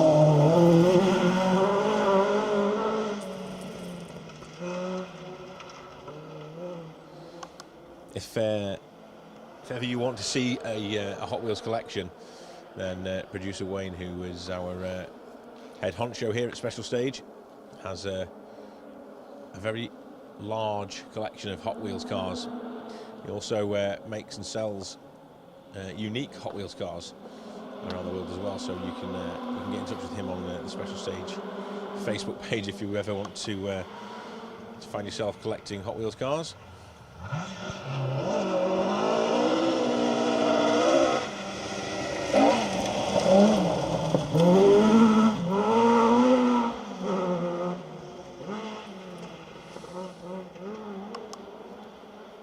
Okay. Well, it's not looking good for Chris, I'm afraid. News coming in now. The car has actually it had a very brief fire in the engine bay. It was put out quickly, so no real dramas. But yeah, it's not looking good.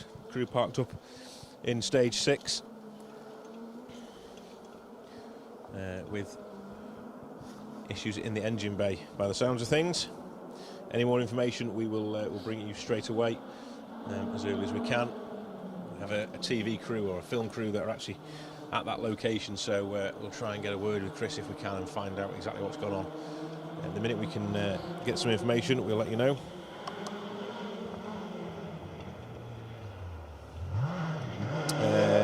Jordan Anderson, no, it's not that we know of.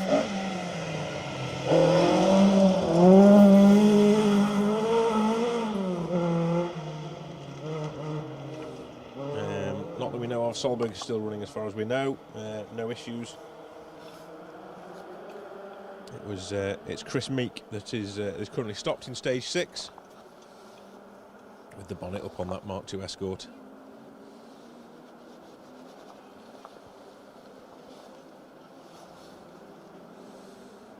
The Hot Wheels news has caused some excitement and might even overshadow the rallying. 0 to be 5 again.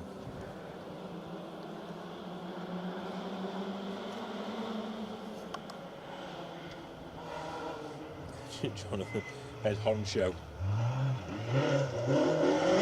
Top dog.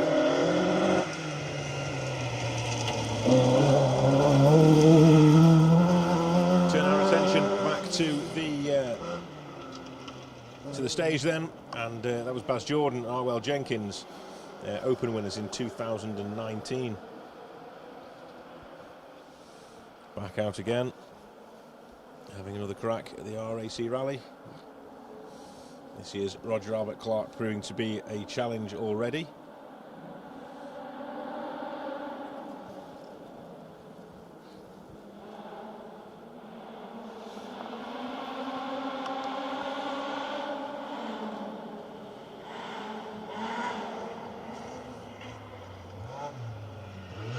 Next up for us, little jump in numbers.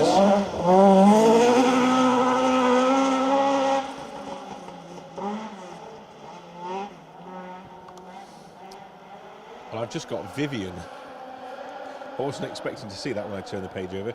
It just says Vivian and Andrew Grennan. I'll have to do some digging and find out if there's a Vivian somebody or a somebody Vivian from Ballygawley. So apologies for that, my entry list is only showing Vivian.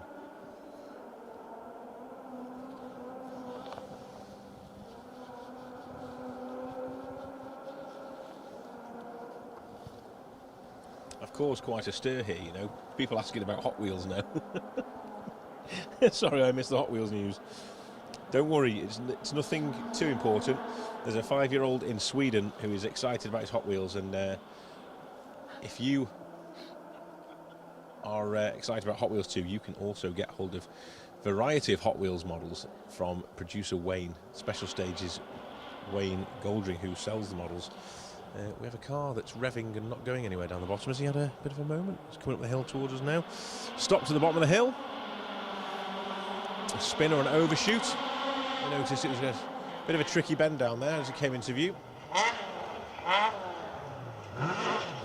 Trying hard, throwing it sideways.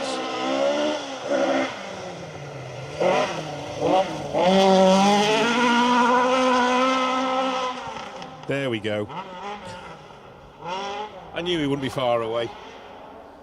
There's a link there if you would like to have a look at some model Hot Wheels. Then producer Wayne has put the link up for you. Vivian Hamill, thank you very much, Melissa. I don't know where. I probably should have known that, to be fair. I don't know why I didn't know that, but I didn't want to guess at the name and get it wrong. Thank you, and David as well. Thank you very much for your input there. I'll make a note of that on my notes, and then at least I've got the full name next time. So we just saw Keith McIver and David Burns through.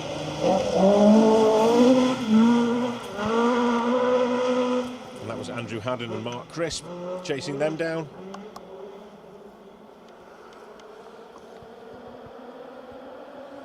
You can see the light is starting to fade away now. It's been a coolish day here in South Wales this Thursday, but we haven't had any rain. We've had the wet stuff, which is a good start to the event. I may have jinxed it now for the rest of the week, but so far, so good.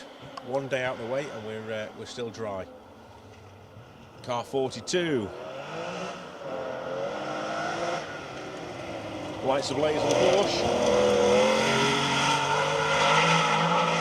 That's Robert Woodside and Dean Beckett going well, actually, in their 911.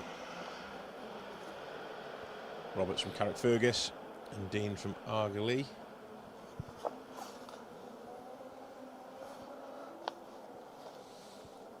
Stefan Stoof is now showing stopped in stage 6. It's all going off today. It's all going off today. we can't keep up with what's happening. It's going to be a real wrap-up show afterwards. I know that. We get to the end of this one, and tonight's catch-up show at 8 o'clock with Paul Woodford is going to be full of action. So make sure you join Paul for all the highlights from today's event on the stages down here in South Wales.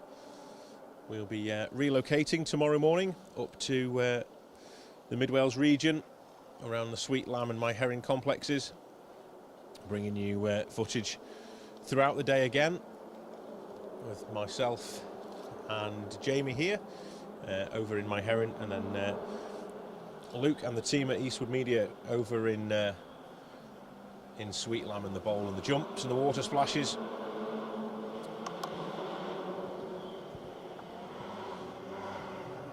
We'll be on our way north.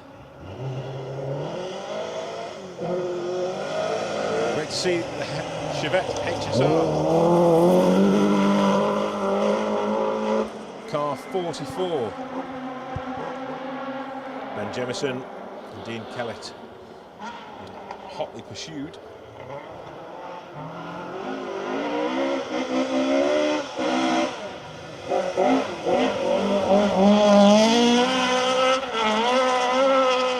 By car 46, Aston Frigg James and Emir Jones in their Mark II.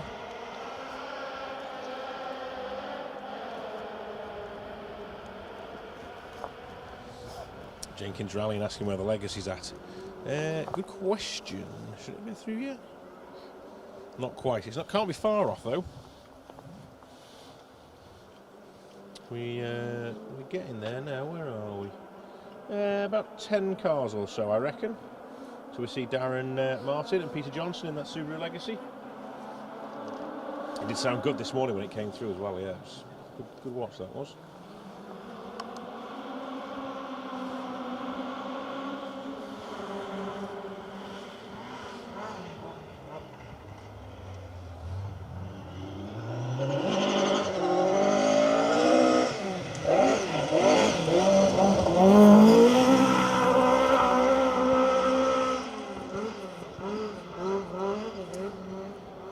Next up then, the crew from Lampeter, Ewan Evans and Daffyd Evans in their RS 1800.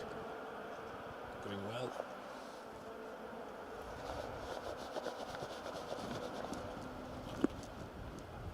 So Solberg and Price joint fastest in SS6, with Tuthill dropping around about a minute in there by the looks of the times.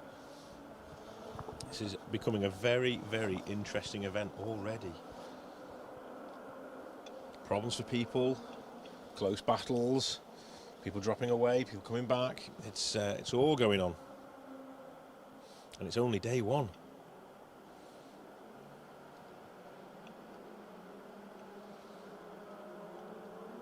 There's Wyn Jones, number 158 in the Avengers, still running. I'm sure they came through earlier. I'm positive they did. My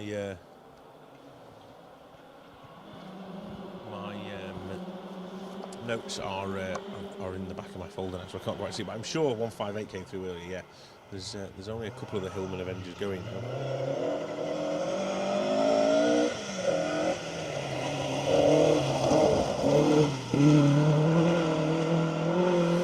So next up then, it's the Smiths, Ben Smith and Stephen Smith, Ford Escort Mark 1 RS 2000.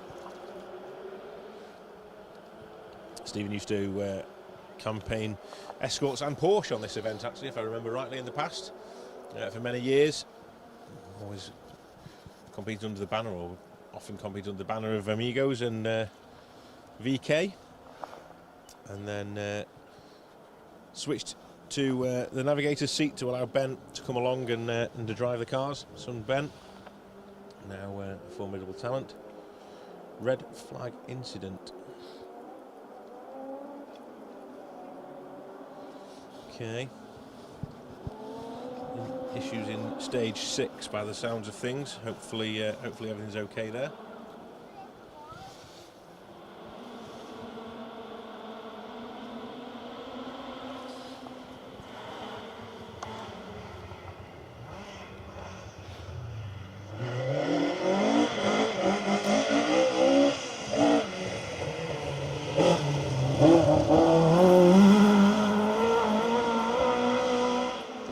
Fantastic to see Andrew Stokes and Johnny Tad Evans out in the Stokes Motorsport Mark 1 Escort. He's campaigned on this event so many times and so successfully as well by the one and only David Stokes, who we missed greatly. He was a fantastic character out on the stages and always someone you could go and chat to. Used to love this event as well, so great to see that car out and about and still running strongly.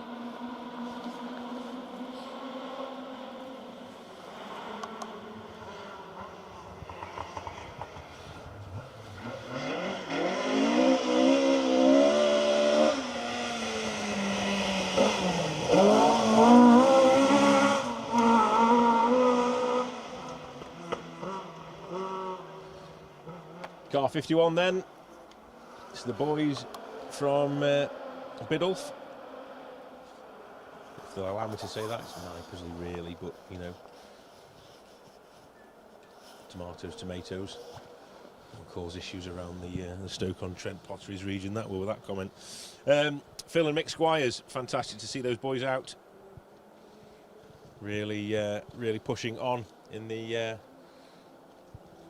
Escort. That car has done some serious events over the years.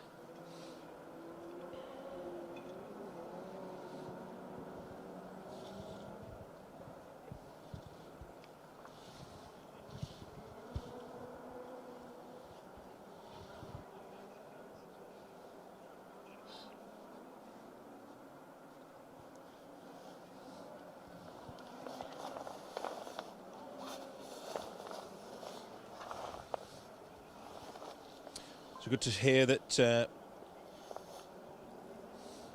plans are for Matthew Robinson and Sam Collis to get that car fixed and back out again at some point. Don't know when that will happen.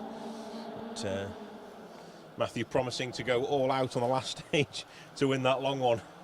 And he's a long way from that yet, Matthew. Let's get you through the rest of the rally. Let's get you back out on the stages. Let's get the car fixed and settled in, ready for that long one, and then you can take it to the rest of them. Earlier, the rear axle.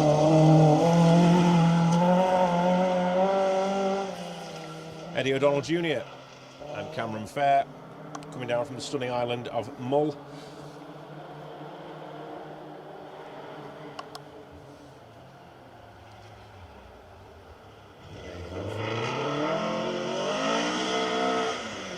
Stunning Skoda. Takes them down. Just put the paperwork at the back. Theo Bengry and Les Ford, it'll be, I'm sure of it. But I just want to just double check, make sure I've got the right name. I keep covering my microphone with my coat while I'm tucking it under my arm to get the paperwork as well. I need to somehow get hold of a third arm so I can do 3 things at once. Yeah, Theo Bengry, Les Forsbrook. Thought it was. I just wanted to make sure. Opel Skoda 400. It's a stunning looking car, isn't it? That fantastic to see that out on the stages again.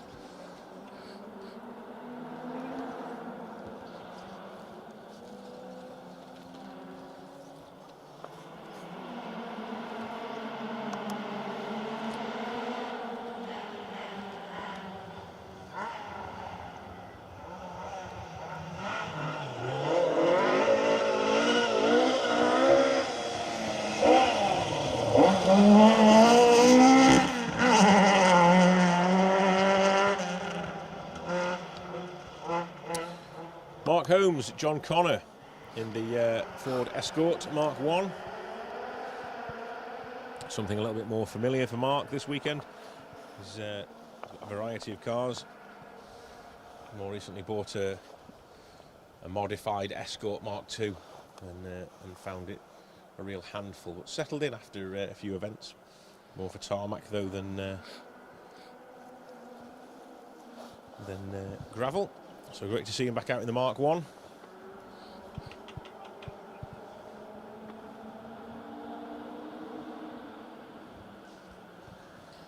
Just trying to catch up on comments and feeds coming in on various social media platforms to try and give you as much information as possible.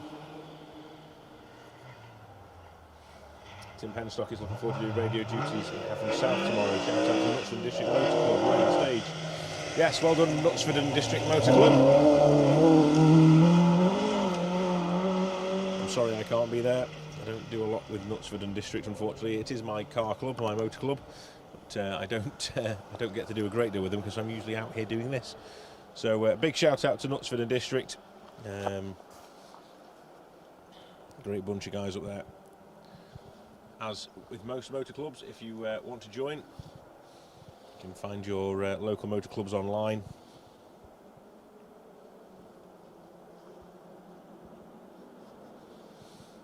Pop down and see them at their meeting points, and you'll be warmly welcomed, I'm sure.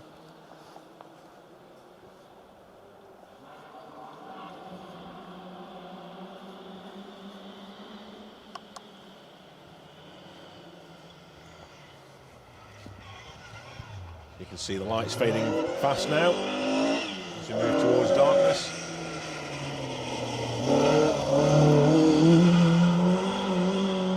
Mike Reed, John Millington, and their RS2000.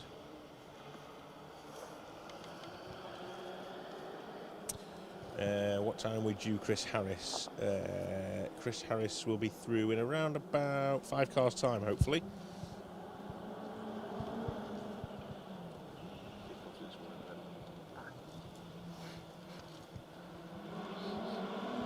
This car 108 Ray Barnes still running. He certainly was this morning. It's been a bit of time since I saw him.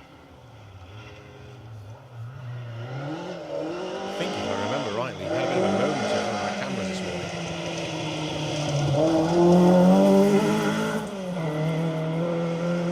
morning. Mike Simpson, Dale Gibbons.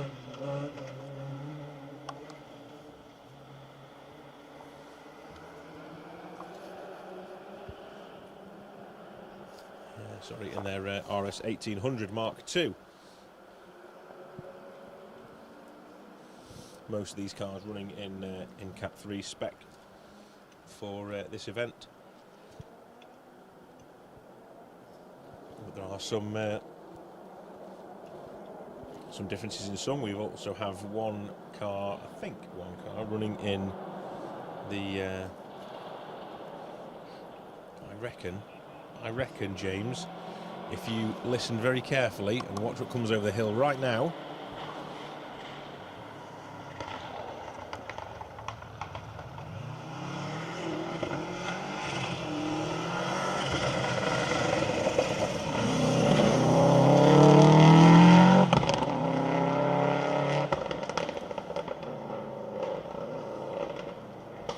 Group A power, there we go. As if by magic. I'd ordered that just for you there, James. All right. Yeah, sounding and looking lovely. The Subaru Legacy of Darren Martin and Peter Johnson. That Legacy sounds incredible.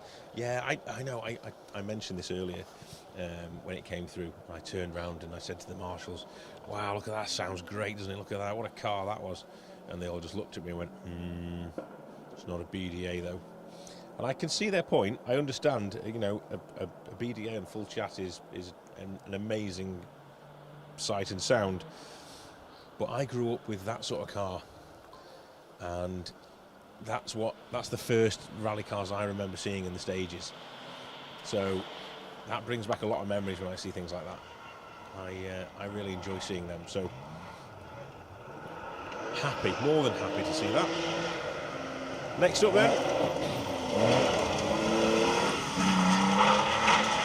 A crew that spent a night in an Escort in 2021, buried deep in the forests of Kielder. Chris Harris and Brynmore Pierce stuck in the snow 2 years ago. They're back out in a Porsche 911 this year.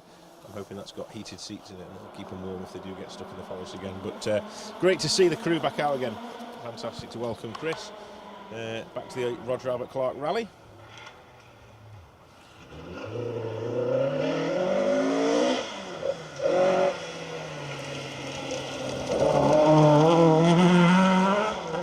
Lots of love for the Legacy on the live stream. Thank you guys, appreciate the comments.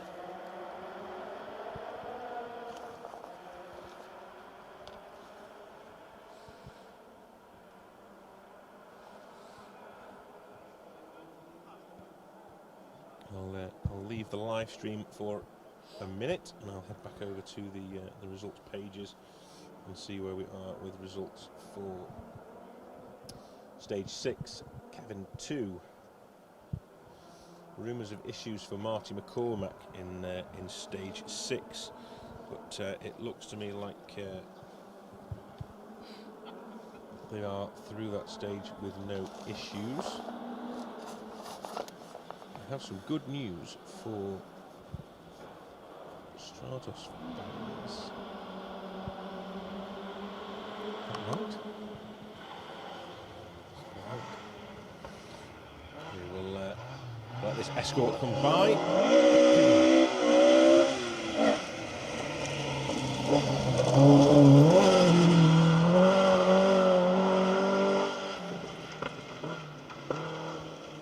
Robert Barrett and Andy Coupland in their Mark II. So, times then for stage 6.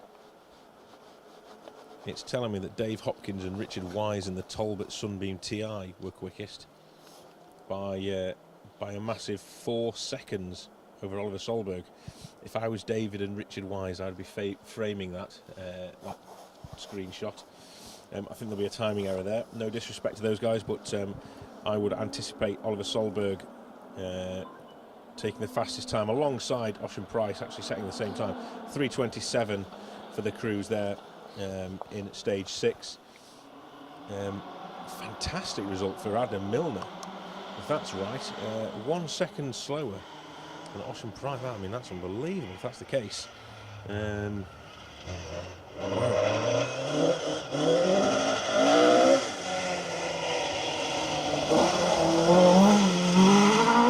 and Roy setting a 3:28 through there then.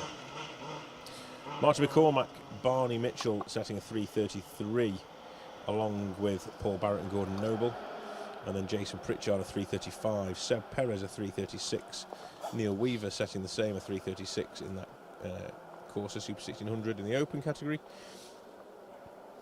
Mr. Hetherington and Mr. O'Neill in the RS 1800 Mark II, running at 3 minutes 38. And then Catherine McCourt, Liam Monaghan, 3:39. Chris Ingram, Hannah McKillop, a 3:40. Ben Frenz, a 3:42. Gisland Demavius, a 3:49, with Aaron Ricks and Abby Haycock the same.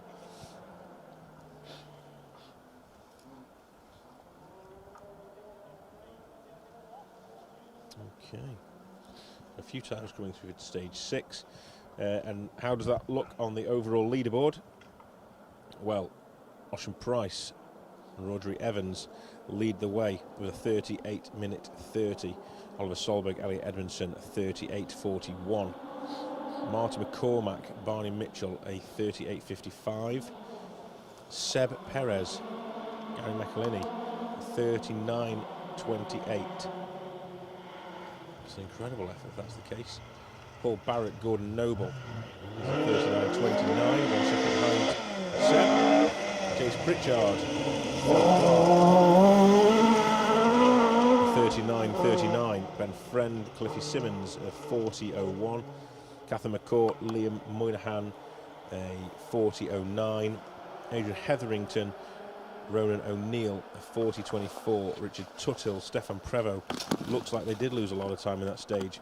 40:50, sorry.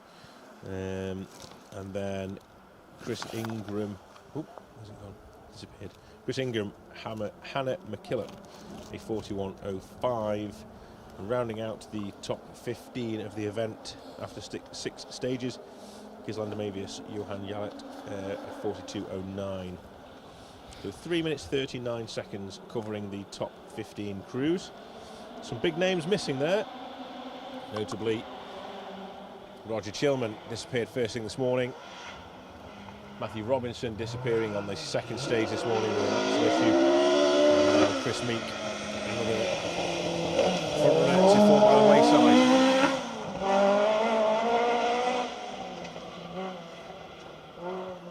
Andy Wolf, James Crook in the Mark I Escort making their way through the stages then.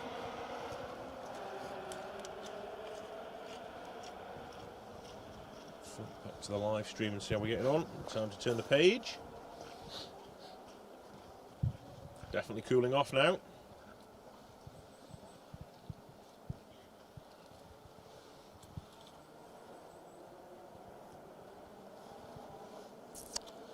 So,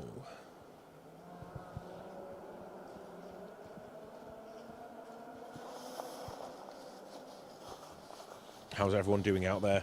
Everyone okay? Are we all warm and toasty in our homes waiting for tea time yet? What time are we on? I was going to say it must be nearly time for Strictly. I forgot it's a school night. We're in the middle of the week. This is unheard of. What are we doing? When this stream finishes, don't forget to keep your eyes open for Paul Woodford and the Roger Albert Clark Rally Review show that will be going out around about 8 o'clock-ish.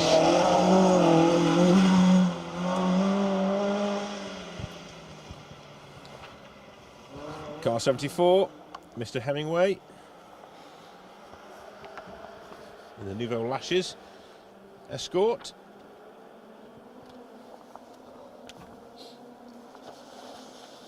Simon Ashton, as ever, alongside.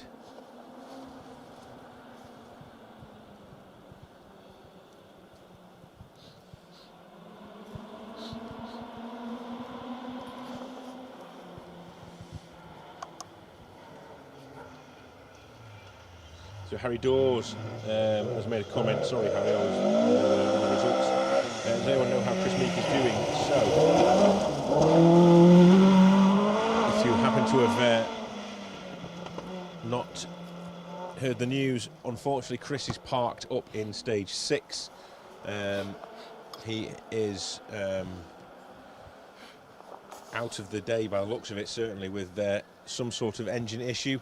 The car has had a very small fire in the engine bay, and the crew are parked up, and yeah, it looks like they're going no further today. Hopefully the car can be recovered and fixed and sorted for tomorrow. I'm sure the guys at Wales Motorsport will do their best to get that sorted for them. But yeah, tough day for the boys down there. Myron Evans and the team, with Roger Chilman having engine failure first stage, and then Chris Meek having problems now. It's not been a good day for those guys. Hopefully they can get it all sorted. If anyone can do it, those boys can. So let's see. So yes, unfortunately, Chris is out at the moment, from what we can see. Chris Bush is saying hello. Dawn Mount, the service on. Very cosy, thanks. So I'm glad you are, Dawn. It's good to hear. If you'd send a little bit of heat this way, now that the light is fading, it's certainly cooling off here in South Wales. I've got my fingers are just starting to seize up around the microphone.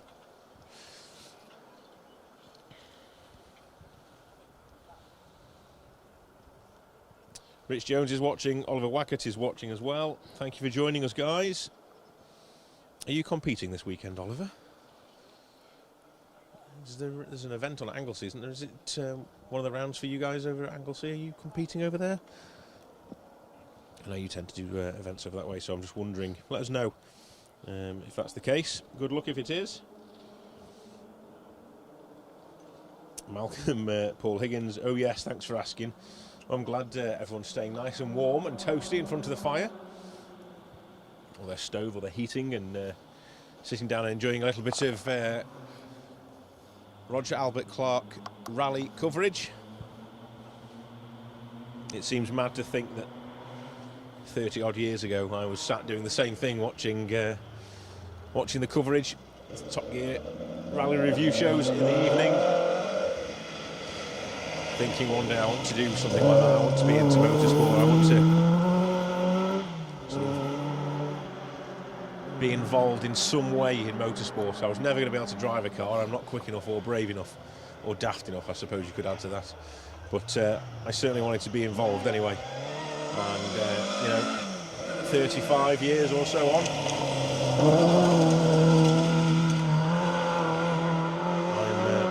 here in the cold, and I wouldn't want to be anywhere else. Fantastic atmosphere as the light fades, spot lamps ablaze, proper RAC for you. That was Conrad Boss and Jeff Crabtree in the RS2000. Richard Brooks is lovely and warm, sat in the lorry at work, loving the live stream. That's great stuff. Thank you, Richard. Dave Cully's just arrived home. He's been in Oxenholme all day. Tim Jessup is watching from Kenya. Where is Frank the Tank? He won't be too far away, actually. Let me just have a quick look. He's running 106. We've probably got about 15 or so cars before Mr. Tundo gets here. Safari spec TR7.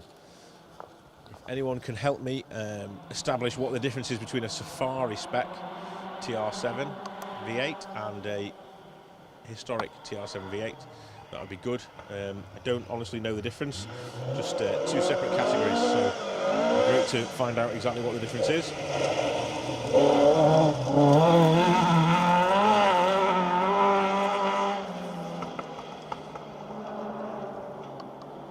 Mark Brotherhood is packing for tomorrow. I'll watch the update tonight, then straight to bed. Pay attention, Mark, to the weather forecast. We've managed to include a weather forecast into the show. I have to give a big shout out to Abby Golby for the efforts that she's gone to and the help that she's given me over the last couple of days. A little bit of a surprise in the show later.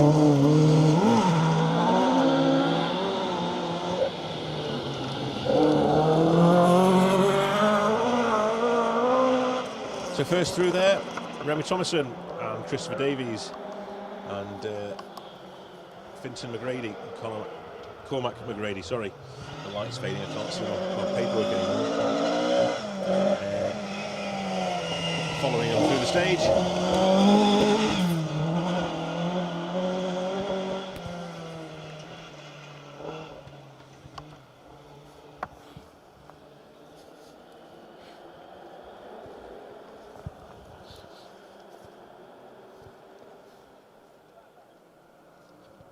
Last one through there, Neil and Kevin James, the orange Mark II, car 59.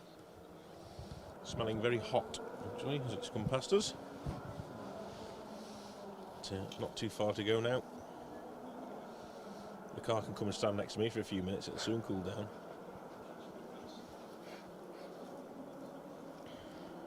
Sean Cunniff is out watching tomorrow. Great to hear. If you're anywhere near anyone, give us a shout, Sean. Come say hello. You always do anyway, but great to see you.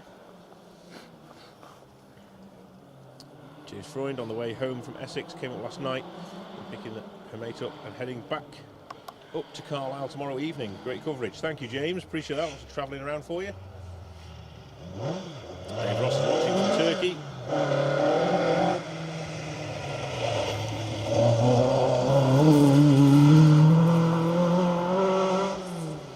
Paul Fry and Mike Steele in their RS 1800.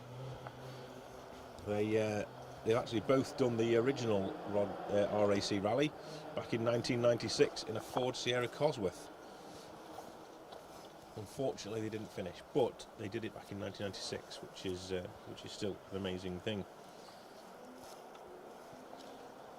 Harry Dawes, been a lovely day today for the rally. I'm down in Walters Arena. Great stuff. Hope you had a good day down in Walters, Harry. The crews will be probably just about back there, I would have thought now. Can't be far away. Sean's in my herring tomorrow. Give us a wave, Sean, when we go past, or if you see us, won't you? Martin Fox is watching for car 144, Lyndon Barton, Simon Hunter. They've already been through, Martin. Already came through, those boys.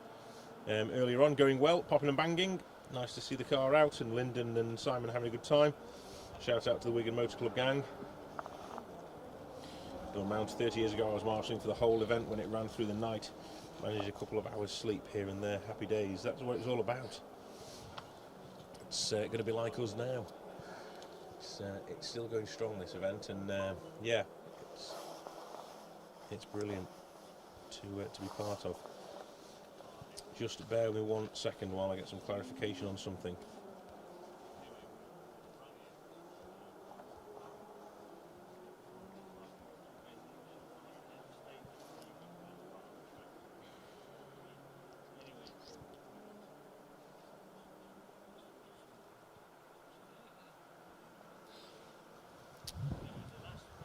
Messages coming in on WhatsApp, Facebook Messenger, and everything. So a big thank you to everyone who's helping me out and messaging me. My good friend, all the way over in Ireland, is keeping me in check with people as well. Thank you, Rory. Appreciate that.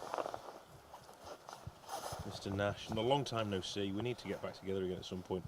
Another night out in Wexford. That sounds like a good plan. What do you reckon? Just for one drink though. We can only have one drink. Yeah, just like last time. Just the one. So we've got to work on the Sunday.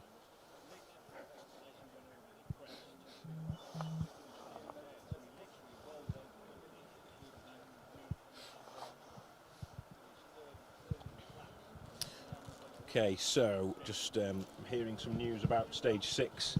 Stage 6, which is Kevin 2, I'm hearing is cancelled. It's not confirmed, but we have a media crew in there that are filming in there, and they've been told that the stage is cancelled. So it's obviously provisional at the minute. They've had an accident in there, so hopefully everything's okay and not too bad. But yes, we've got a stage cancellation by the sounds of things. More information to come.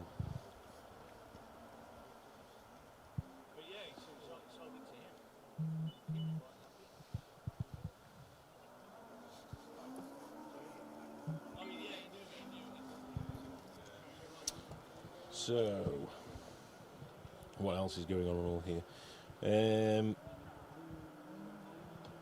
Meek is now trying to get out of stage 6, running on about 2 cylinders, and roll downhill to the end of the stage, hopefully. So, car sounds awful. Spectators are trying to push him out of the stage because of the stoppage. So we've had a stage stoppage in stage 6, you may have just heard me say, and unfortunately that stage is looking like it is cancelled now, which is a real shame. Cracking stage over the road from where we are.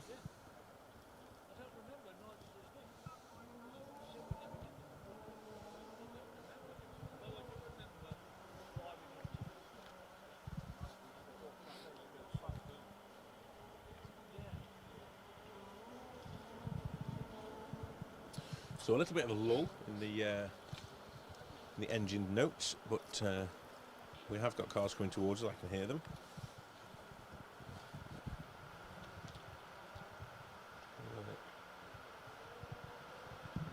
Let's see where we're at.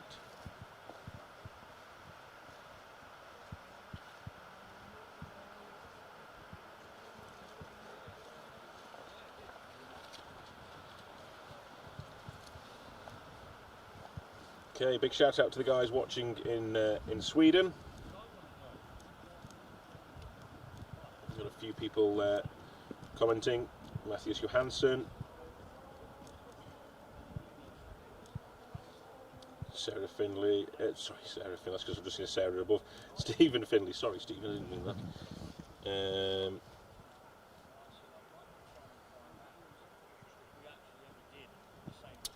Sally Ann Banks is watching from back home in Cheshire. That's great to see, Sally Ann. Whereabouts in Cheshire are you, Sally? I'm based up there myself. Good to see the Cheshire folk watching. Ian Pritchard just got in from work, catching up on a brilliant coverage. Can't wait to set out Saturday night for Sunday and Monday. Thank you, Ian. Make sure you tune in tonight. I think it's going to be around about 8 PM, but don't count on me getting that exactly right. Your best bet would be to click on the notifications and the little bell on the reminders, basically, and you'll be told when we go live. I think there is also a QR code you can scan, but yeah, you need to click on that, then you definitely won't miss it.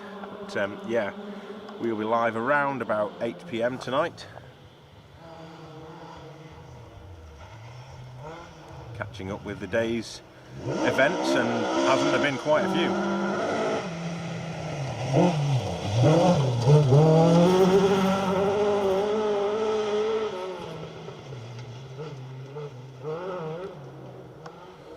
Car 82 then, Adrian Young and Gwynfor Jones in the RS2000, lighting up the stages with full bank of spot lamps on the front. Sally's watching in Congleton as well. That's good to hear. Oh, hang on a minute, Sally, I've just realised. Will Banks, Sally Ann Banks, sorry. Apologies. I should put two and two together. Where's Will? Where is he? What's he doing? He's not pretending to work, is he? Oh, Ed and Will are out here watching. They've left you at home and they've come out watching. Oh, I see.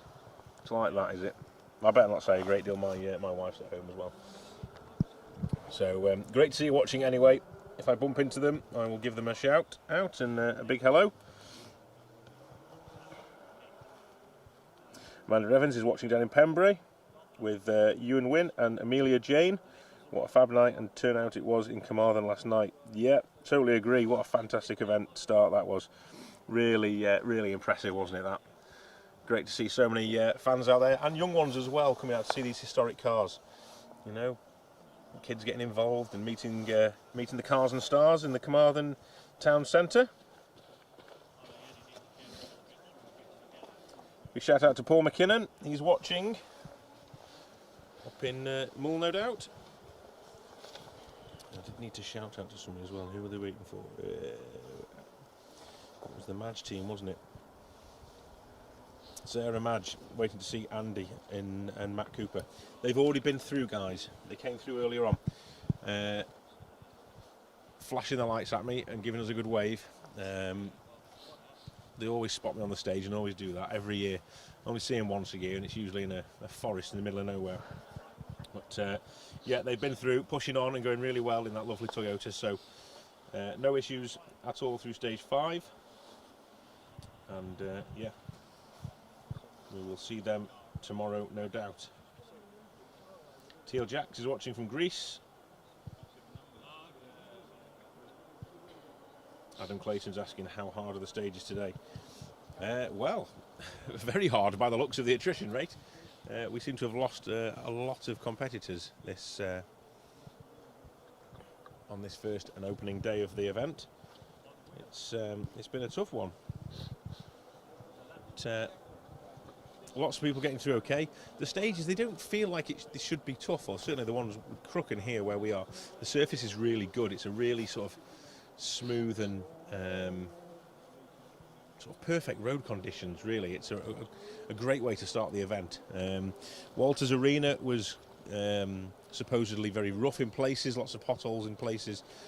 Some of the top crews complaining that they were having their steering wheel sort of ripped out of their hand as they were driving along. I forget who it was now that said that they thought, might have been Ocean actually, who said he thought he'd broken his wrist at one point because he hit a pothole and the steering wheel snapped out of his hand so hard it jerked the steering wheel out of his hand. So yeah, they are tough. Obviously, you know, rallying is tough. So it's been a good opening day, a good test for all these guys. Tomorrow the stages will be a little bit wider.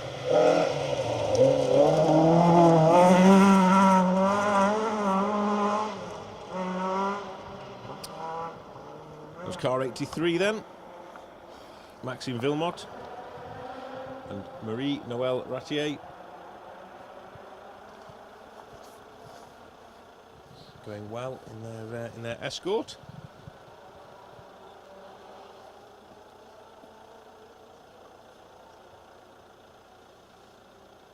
Small love for Seb Perez on the chat here. Lucy Howells is watching from Carmarthen. Stuart Skeldon.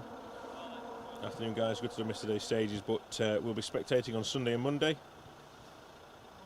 You're welcome, Sarah. No problem at all. No problem at all. I've known Andy for a long, long time. When he gets back to you, you can ask him about the cameraman Phil, because he knows he's known me for years and years. Only from this event, but yeah, we've had some great times over the years and great chats and that. Always love seeing his smiley, happy face. And Pat as well. I take it younger Mr. Cooper's in the car now. But yeah, always great to see Andy and Pat out as well at the time. Waiting for car 120. Hope I haven't missed it. No, 120 is Martin Oglesby and John Parker in the Opel Kadett. Hopefully they're still going. They should be through right towards the end of our stream. We've got a few gaps opening up here though, so we're going to try and keep going and talk over these gaps while we can. I can't hear anything in the distance. Now we've heard that stage 6, the stage after us, has been cancelled due to an issue in the stage. I don't know too much about that issue, so I'm just hoping that everything's okay in there and nothing too bad has happened. So anyway, it was the stage that saw the demise of Chris Meek and his efforts on winning the 2023 Roger Albert Clark Rally.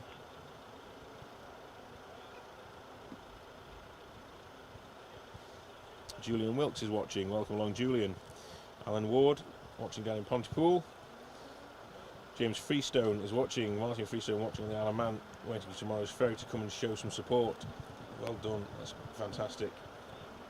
Great to see you coming over. Georgi Barner. Oh, what sounds. I feel good. It does that to you, doesn't it? It makes you feel good.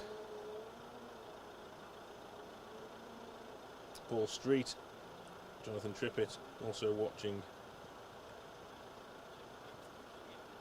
Roger Simpson says, watching from Cornwall. The last time I did the RAC was in '98 in a Group N RS2000. Sadly didn't finish after the ball joint broke. 4 stages from the end. Wish I was doing it again. Well, maybe next year.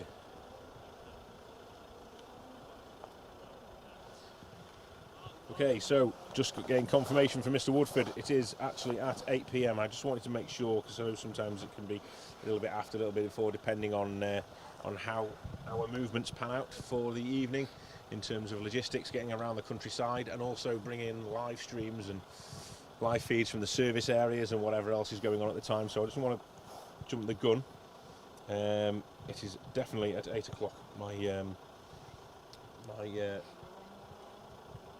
protege, Mr. Woodford, is telling me it is definitely 8 o'clock. Not around about 8 o'clock. It is definitely 8 o'clock. Okay. Thank you for clearing that up.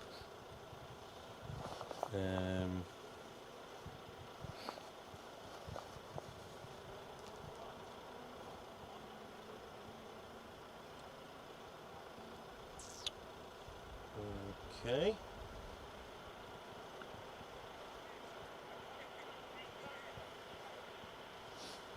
So plenty of you still tuning in. I appreciate that. Thank you very much. Like I say, there is a bit of a lull in proceedings at the minute, but the cars are in the distance, making their way towards us. So if you are following the event for the first time or wondering what's going on the event, how the event works, this is the Roger Albert Clark Rally, and sorry, more messages coming through. This is a 5-day event, full 5 days, all around the country, starting down in Carmarthen last night at a fantastic ceremonial start, attended by thousands and thousands of people. If anyone saw any of the pictures or anything from the socials yesterday, just get to sort of understand exactly how sort of big a scale that start was yesterday in Carmarthen. Then the rally got underway this morning at 25 past 9 with the first running of this stage, Crooken 1. They then went over the road to Kevin, and then they went back down to Walters Arena down in Gleneath, where they had service and a stage down there. Then making their way back up here, they went to Glasfinnith, which is just outside Walters actually, before making their way all the way back up to Crooken, which is the stage we are at right now, and we're sort of working our way towards the end of the field. Kevin 2 after us is stage 6, and that has just been cancelled due to a medical emergency in that stage. then the cars will head back down to Walters for the second run of that stage before their overnight halt this evening in the big service area there. So that is what comes of day one. Day two then starts bright and breezy tomorrow morning. So leaving Walters around about 7:30, first car out, heading back up to Crooken where they'll go through Esker Bulford. And that is at 9 o'clock-ish. Then they make their way north, all the way to Myherrin, which is around about an hour and a half up the road from here, where they'll tackle the stage before heading to service in Sweet Lamb over the road from Myherrin. And the famous bowl and the jumps and the water splashes. A great spectator point that will. They've got the stage at Sweet Lamb and Havering, and then they head to Havering South into the afternoon, and then Myherrin 2 around about 3 o'clock-ish before heading back to Sweet Lamb for the service, afternoon service, and then spot lamps on for Sweet Lamb Havering 2, and then the last stage of the day, which is Havering South. That will run at 5:10 with the leading crews getting back to the end of the day, or end of the leg, at 5:35. Now that's 2 full days of rallying, and you'd be thinking at this point, well, that's enough. Let's all go and have a hot chocolate and a warm up, and we'll come back out next week. Not the case on the Roger Albert Clark Rally. That's not how it works. This is a marathon rally. This is an event that takes lots of guts and a lot of planning to get this event sorted. So when they finish their hot chocolates back at service, or back at the end of the leg on Friday evening, it's then time to put the cars on trailers and drive all the way to Carlisle. Yeah, that's right, Carlisle. All the way to Carlisle. A good 4 hours up the motorway, I would have thought, from here. Where the restart on Saturday morning takes place at 7:30 in the morning. So no rest for the wicked at all. You can imagine what time the first crew's going to get to the service halt up in Carlisle, and they've got to get themselves set up, the cars ready. If they need to work on the cars, the crews will be, or the mechanics and that, they'll be working through the night. Get the cars fixed and ready, because the next morning they're out of Carlisle at 7:30, making the long road section to the Forest of A, up in Scotland. And then back down to Dalbeatty for 10 o'clock before heading across to Glen Gap on the way over to sort of the Galloway Hills. It's around Lawrenceston, I think, is the sort of the area. The Red Kite Centre and all around that area. Service in Newton Stewart before heading to Glencaird Hill and Arroch Hill, which are the 2 stages in the Galloway Hills Forest. I think it's just a short hop back to Newton Stewart.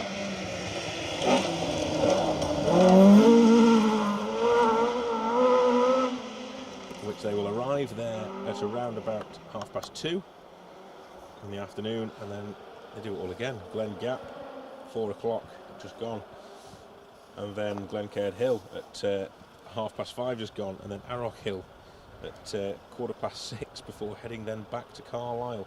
First car due in on a monster third leg at 5 to 9. First car due in.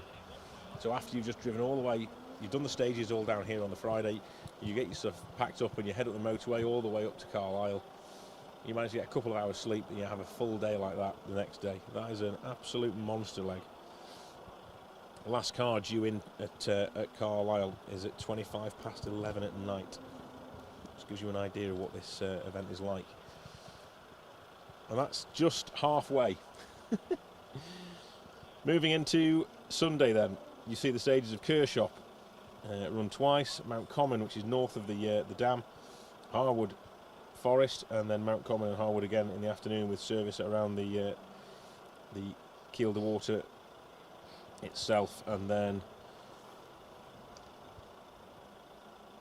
back to Carlisle at 9:15. Again, another full day, isn't it? 7:30 leave, 9:15 arrive back.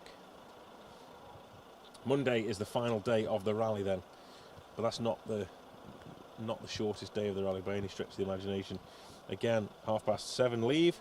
They go straight into some of the toughest stages in the UK: Shepherd Shield, Pundershaw, Roughside, Hope House. Massive mileage in those stages. a real challenge for the crews on their final morning of the event. A final service by the side of Kielder Water, and the cars then regroup, reshuffle themselves into a new order, with the leaders of the event going first out, and they will tackle the stage, the big one, at 1:30. Just 38.92 miles, which is one of the longest stages we've had in the UK now for many years. A real challenge, and that is the Pundershaw, Roughside and Hope House stage, all joined together with extra mileage in between each, which will give you just under 40 miles of stage mileage for the last stage of the rally. Matthew Robinson has already said he's going there to win that stage. He's hoping to settle a few scores going through Kielder. It's going to be a mighty tough one, I know that, but that just gives you a little idea of what this event is like. And the first cars back into the finish then in Carlisle will be at 4:25 on Monday night. Serious event. Massive amount of work goes into to running it. So Donald Peacock and Craig Wallace, you've just seen through. Been a fair gap. Apologies for my waffling, but I wanted to try and bring you up to speed with what was going on and how the event panned out, and just what was in store for these crews. Flick back to the live stream, see how we get on. Hopefully we'll have these crews thick and fast now. We did have a gap actually around about these cars this morning, so that could have been what the pause was while they were trying to regroup and get them back into some sort of order.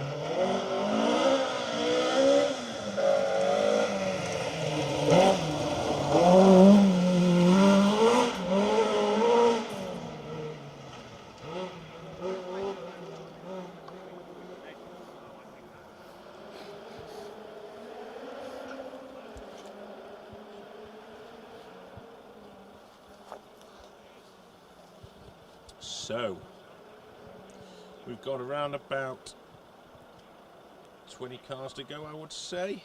Maybe a few more. 25 cars to go. We'll do our best to bring you all of those cars. Even though it's dark, we're not going to miss any of them.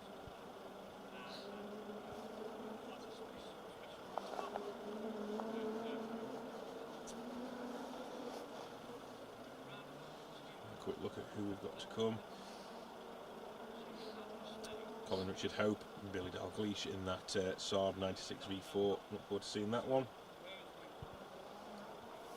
Federico Palessa and Nicola Arena in the Porsche 911 SC, to name just a couple. Some Mitsubishi Starions came through late on as well, didn't they? So we could expect to see a couple of those as well.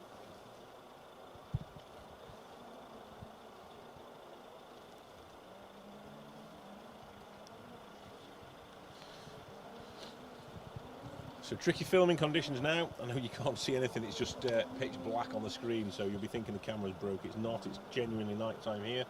And I'll do my best to keep talking so that you can at least understand that the stage is still live. So yeah, it's been a long day, and it's not over yet. A long drive back to Walters Arena for the final stage of the day. I don't think anyone will be there or through that stage just yet. So a quick look to see what, yeah, nobody through Walters just yet.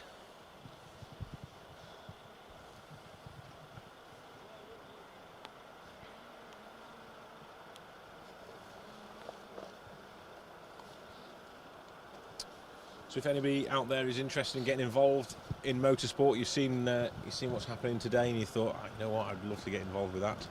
First thing you need to do is speak to your local motor clubs. They're dotted all around the country. Find yourself a local motor club, give them a shout, drop them a message on the socials, or go down to the venue where they meet. Have a chat with the guys down there, marshals and organisers. You'll find a great bunch of people at your local motor club who'll be happy to help you understand what's going on.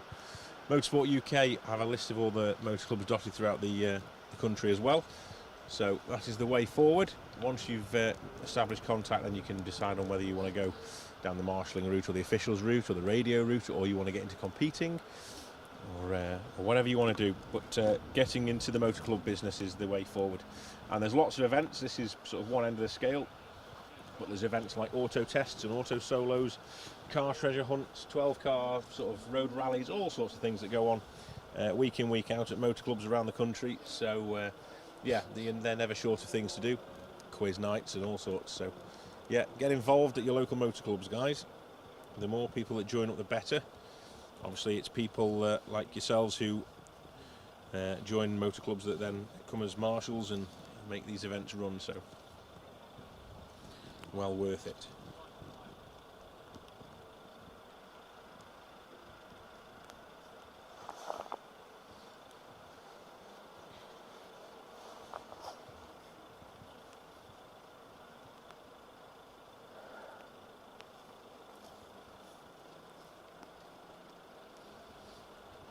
So yeah, I missed a comment there about Chris. Yeah, unfortunately, Chris has had an issue in stage 6. Problems with the car. It's had a very small fire in the engine bay, nothing too bad. Hopefully, nothing too damaged. But the guys quickly onto that and got that out quickly. I believe spectators are trying to push the car out of the stage. Now, I don't know how far into the stage they are. They're a little bit of a way, and it's not a massive stage, so I'm hoping that they can get him pushed to the top of the hill and push him down the other side, and he'll roll all the way to the end of the stage. We need to see him back out again, don't we? It'd be great to see Chris back out after the problems today.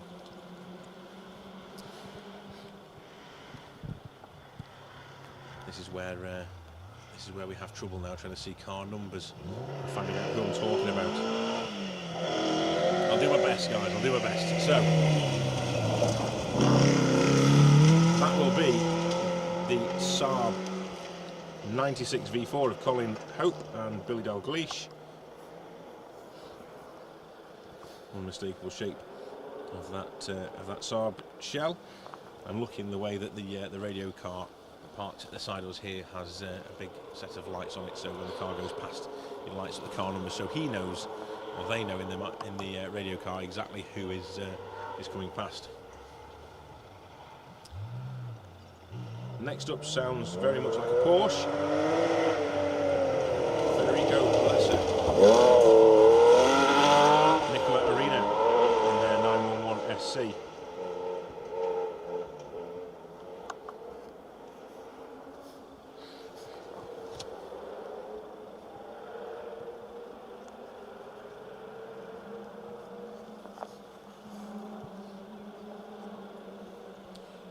Federico is actually residing in London, and Nicola from Santo Stefano Belbo in Italy. Sounds exotic, doesn't it?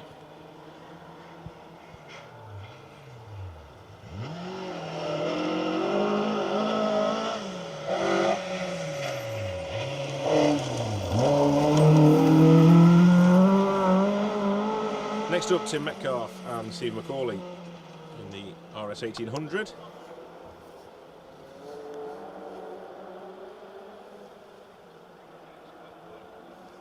Tim's from Barnard Castle, Stephen from Hollywood, although it's spelled Holywood, so I imagine that'll be Holywood.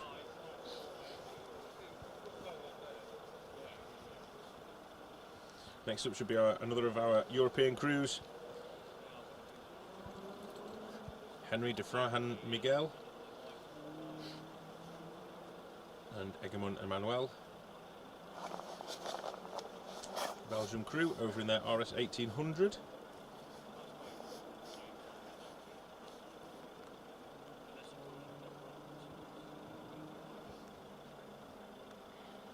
Nice to see the European crews over having a go at something like this.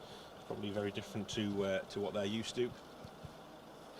Obviously they do have gravel events over in Europe, but this is a classic when it comes to historic rallying now. It's really sort of made a name for itself around Europe, and more crews are coming to do it, which is fantastic to see. It shows all the work that Colin Heppenstall and the team at the RAC, Roger Robert Clark Motor Club, have put into these events. obviously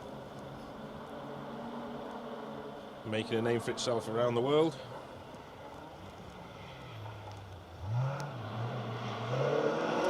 So two together. Donald Brown's watching from the Isle of Mull.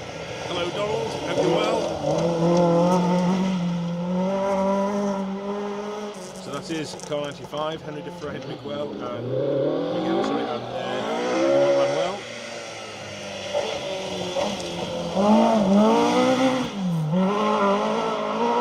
We've got John Brazier and Damon Bird in the Extreme Motorsport Ford Escort RS 1800 chasing them down. We've had quite a few people listening in from Mull actually today and watching in from Mull, so I appreciate that, guys. Thank you. We know it's a motorsport island up there, so yeah, appreciate you guys watching today. Neil McKinnon, speaking of Mull, is watching. Don Brown and Paul McKinnon is watching, and Cameron Fair's down here competing. So there's no chip shop on Mull at the minute. You can't have your fish and chips. The chippies down here rallying. It's closed anyway at the minute, but you get the joke. Night time is the right time, according to Andy Penn. Adam Clayton, thanks for the awesome coverage today, special stage. You are awesome. Thank you very much. That means a lot, Adam. Appreciate those comments. It's very kind of you.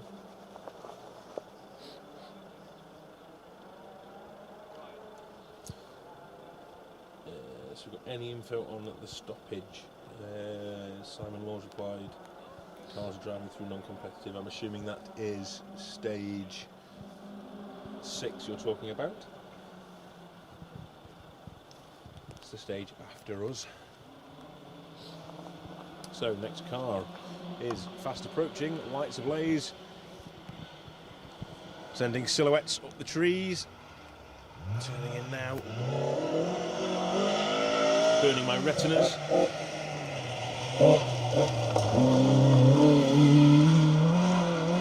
It's car 88, Mike Roberts and Ken Bowman. South Wales crew in their RS2000. Ken, one of the 17 co-drivers that have competed on the previous incarnation of this event, the original RAC rally. Something that Colin and the team are trying to emulate this event, and I have to say they're absolutely cracking it and smashing it, aren't they? It's as good as it gets, this rallying in the UK. Tris McPhee watching from Carmarthen, great coverage today. Thank you very much, Tris. Len Dennis is also watching. Thank you for joining us. Gareth Edwards, Simon Drury, Jenkins rallying. Loved the drone shots earlier. More of that on other events next year, please. So that's pretty special, isn't it?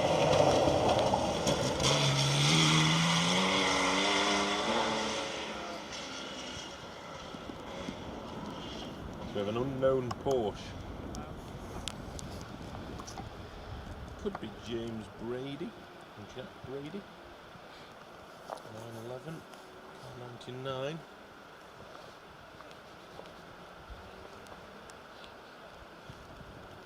No lights on that one, so we didn't see that. Sally Baker, loving the live feed. Thank you, Andrew Adams, other half. Thanks, Sally.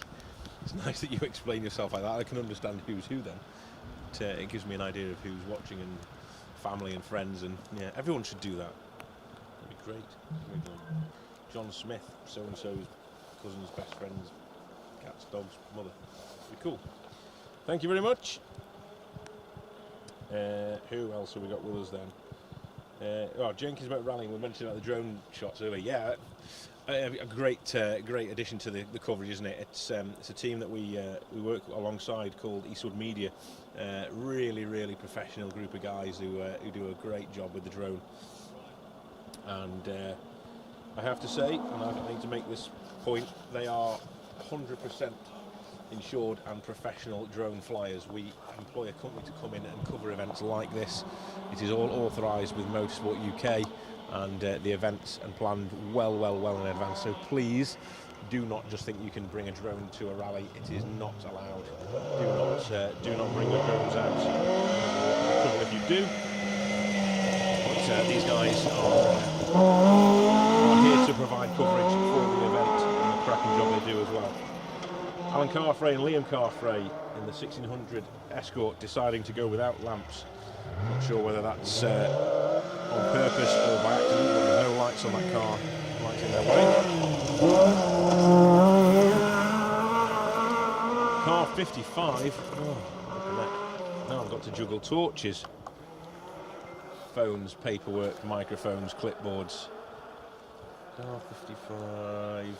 Rob Dennis and Andy Boswell. I should have known I had Donald on the side of the car. Yeah, Rob Dennis and Andy Boswell in that Mark II Escort, catching the Carfraes in front. So the rain has started to fall now. It's a good job I laminated my my entry list, isn't it?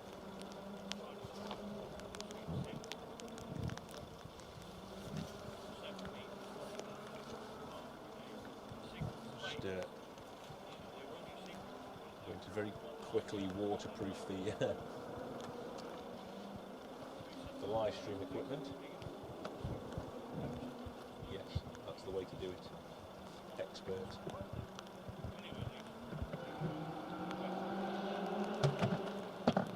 Nearly. All the charging units, the satellites, you name it. Sat in a little box here. We're just going to make sure they're all wrapped up nice and tight so they're not getting wet. Carry on broadcasting to you.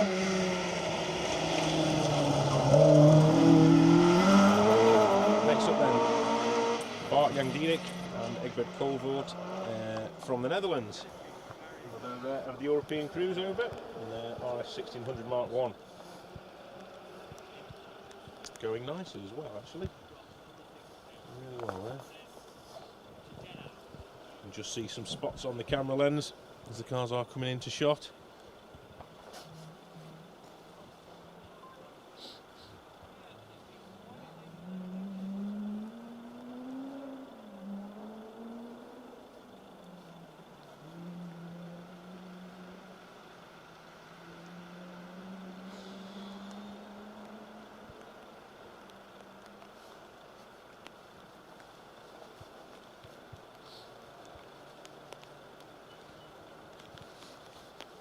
Okay.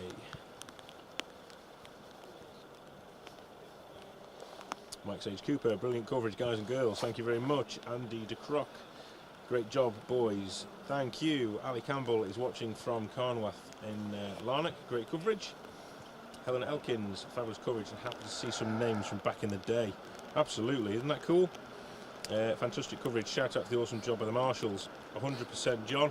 Shouted out before, but also again, Orange Army, officials, anyone basically, rescue crews, media, anyone who's involved in the sport and trying to get this event to run. Massive shout out to everybody. Amp Singh, great coverage of the rally, thank you. Go Tundo, plus the Datsuns and the Lancers. They aren't going to be too far away now. Amps, keep an eye out for them coming through. Scott Gollings, what's happened to the next live stage? So, Scott, we have no more live stages this evening.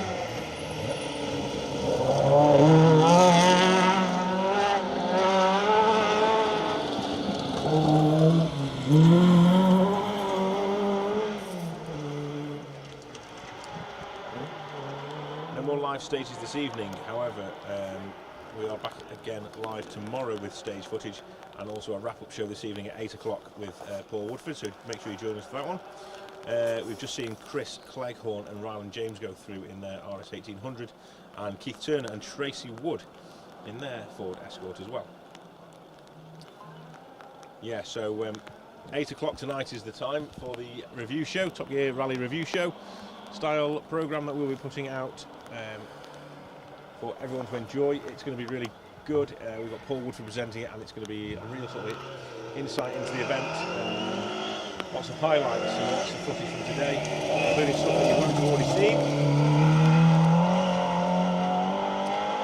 Car 103, Robin Hamilton and Philip Sandham, they were after a rear diff earlier on, so hopefully they've got something sorted or someone can help them out with one anyway.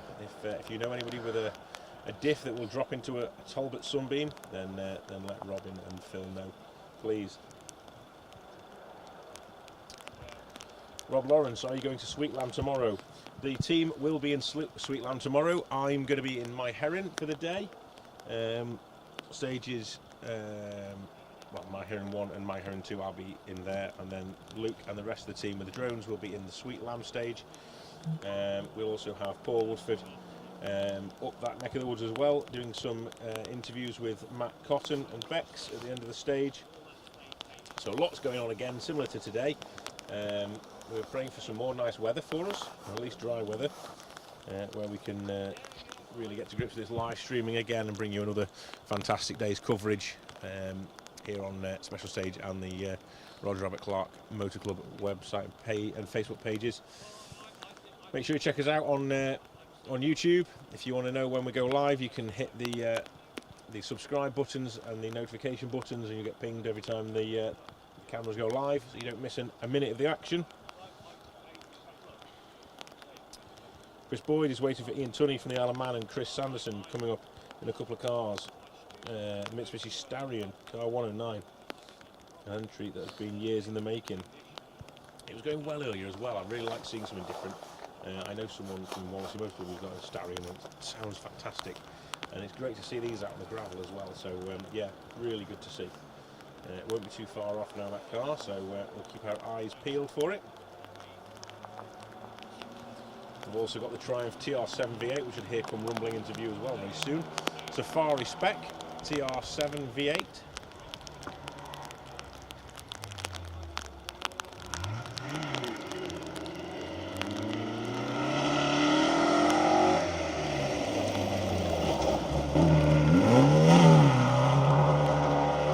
Speaking of variety, that is the Alfa Romeo Giulietta of Martin Wheathuis and Jeanette Wheatenhuis by Flemish / Belgian / Dutch is atrocious, so I can only apologise, guys, but Martin and Jeanette going really well in that Alfa Romeo.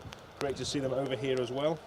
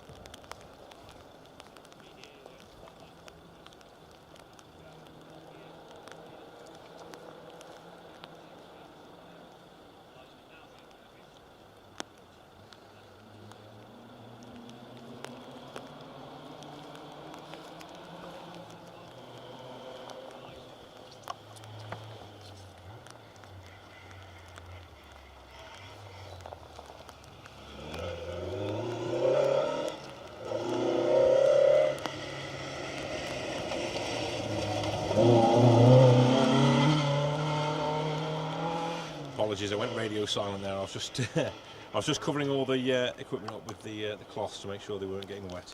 Sorry, I'm back now. Paul Holmes and Elizabeth Beasley, sorry, in to RS2000, making their way through the stage in car 104. Rain's falling a little bit heavier now. Can't quite see scenery on the far side of the valley now. It's in the Miz. That was my fault. I completely understand if everyone hates me for this. I mentioned earlier that we hadn't had any rain, and that was the end of that. All of a sudden, it started raining.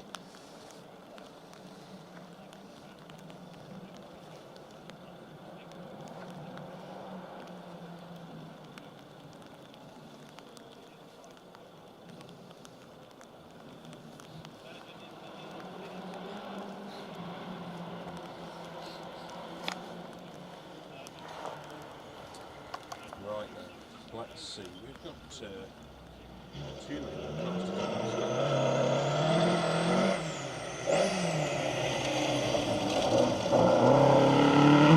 Car 108 then, Ray Barnes. Oscar.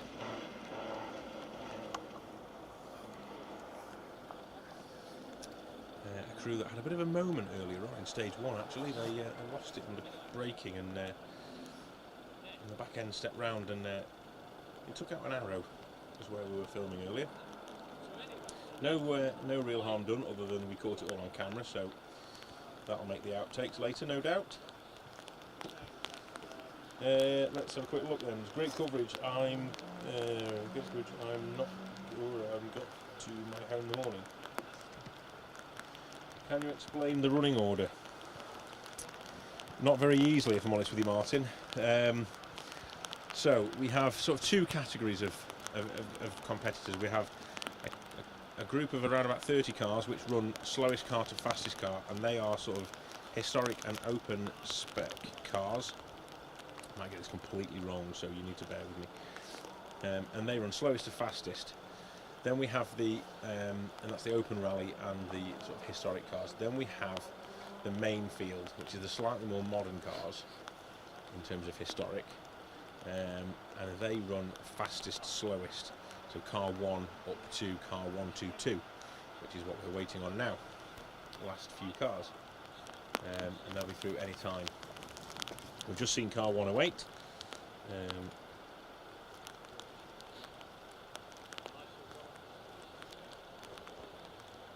Sounds a little bit V8ish coming up the hill, so that could be. There's a rumble. Could be a TR7 V8 coming towards us.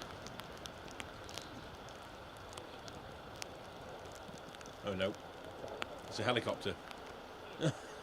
Sounded like a V8. Unless it's a V8 powered helicopter. Anyway, no, that's a helicopter definitely. He's doing well flying that in this weather.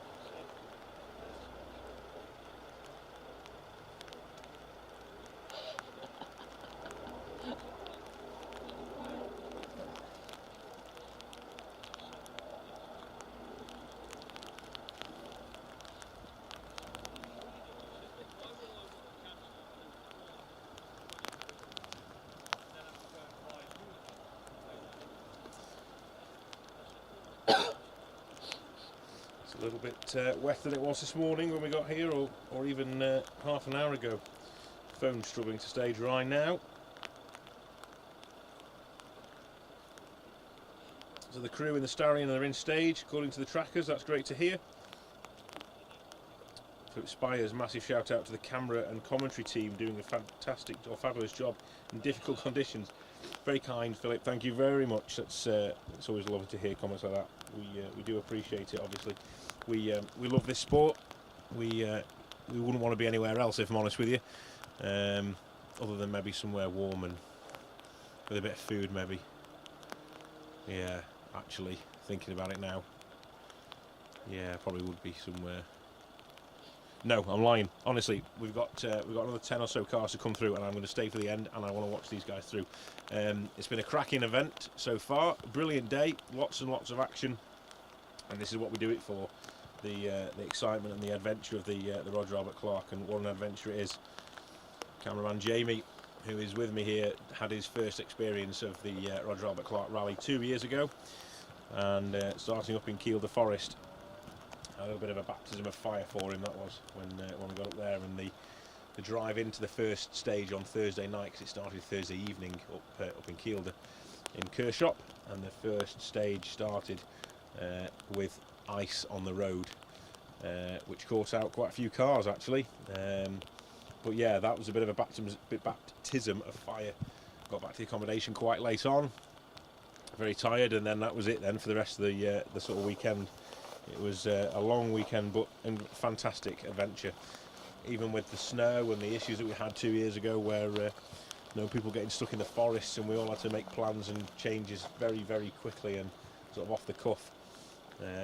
The event organising team did an incredible job to keep the event running in the way it did, and to moving everyone from their base up in Carlisle down to South Wales like they did. Unbelievable job, really. So yeah. Like I say, it's not just a rally, it's an adventure. I really stand by that. I really feel that is what this rally is all about.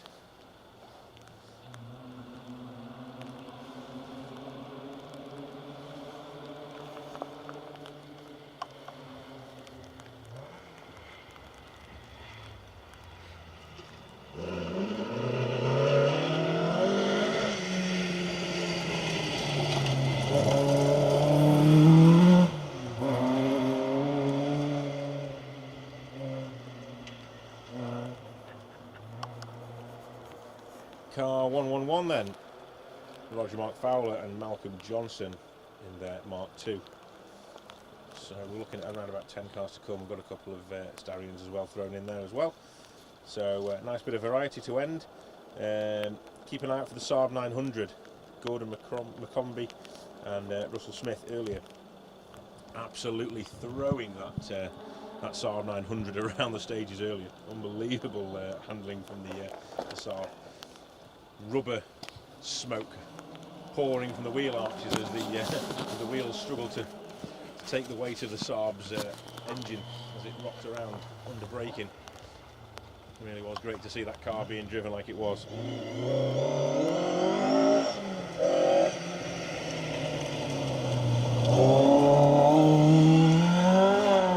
Car 113 then. That was Douglas Menzies and Graham Menzies. Douglas from Long Nidri. That name, Long Nidri. And Graham from Musselburgh, up near Edinburgh.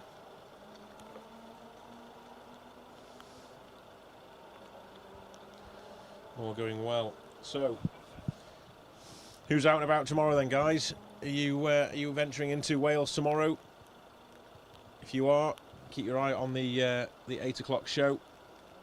We'll have highlights from today and what's to come tomorrow. All featured in the 8 o'clock rally review show. Make sure you tune in to see that. Big shout out to Ken Wilkinson. Thanks for the amazing coverage today, guys. Thank you, Ken. I hope you're well. Back up north. Ken and Mark, always busy motorsport weekends. It's the norm for the Wilkinson family to be out helping, organising, running, dropping trophies off at people's houses in the middle of the week. Talking to you, Mark Wilkinson. Yeah, we have all sorts going on when there's no rallies on, and Mark and Ken certainly put a lot back into the sport. So thank you, guys. As do a lot of you, I know. Just I know Mark and Ken from back home.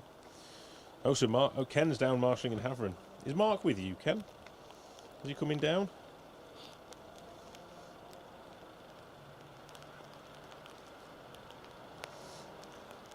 Appreciate that.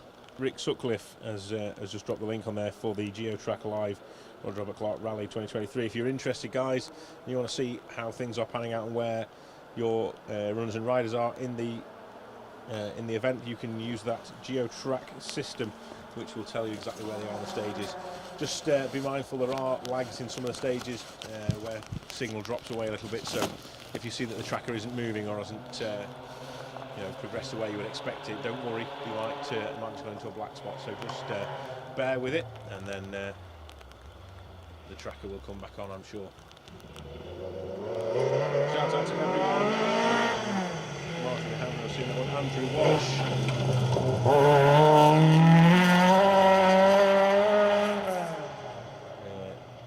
Thank you, guys. It's like rallies of old, long and tough for everybody. Yeah, certainly is. And whether you're a marshal or media like us, or the crews, the mechanics, the people making the brews and the sandwiches, anything, it's a long weekend. Whatever you're doing, you've got to do it sort of unsavoury hours throughout the day. It's a long, grueling event, which is what makes it such an adventure. So I second that completely. Thank you, Andrew. Dave Cully, hopefully see you during the Northern Stages Saturday, Sunday and Monday. Fabulous coverage, thank you. You're welcome, David. Appreciate your kind comments. I'm sure you'll see us up and about around the north when we get up there on Saturday morning. Heading into Dalbeattie for us. That's going to be our first live stream of the day. Luke and the Eastwood Media drone team will be making their way into the Forest of A. And then you'll be coming to me in Dalbeattie, or me and Jamie in Dalbeattie anyway, before we move over to Glen Gap in the afternoon. And we might even get to have some chats with people in service then on Saturday night. That'll be cool. I'm really looking forward to that, actually, getting into service and meeting the crews and the teams. And we'll take the camera with us, and we'll have some interviews and chats with the guys in service and bring you some service park interviews as well as the end of stage stuff for travelling controls. A nice little feature, that.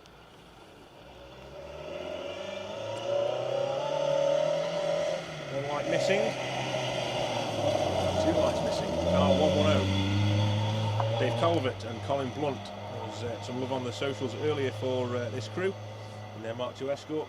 Steady away at the minute, they might have a problem, but get through tonight, guys. That's the main thing. Let's get this day out of the way and done with now. Head back to Walters Arena, get through those rough conditions there in the dark, and then you can have a well-earned cup of tea and some dinner. Jeffrey David Orford, thanks for the fab coverage. Happy memories of 4 Lombard RSC drives in my AE86 Toyota, 1990-1993. Inspired by watching Roger Clark and the Cossack Mark II in 1976 RAC in Blenheim. There's some memories for you there. There we go then, car 109, Ian Tunney and Chris Sanderson. Ian from Onken on the Isle of Man, Chris Sanderson from Bury in Lancashire, out in their Mitsubishi Starion Turbo. Great to see that car going. Love that, thank you very much.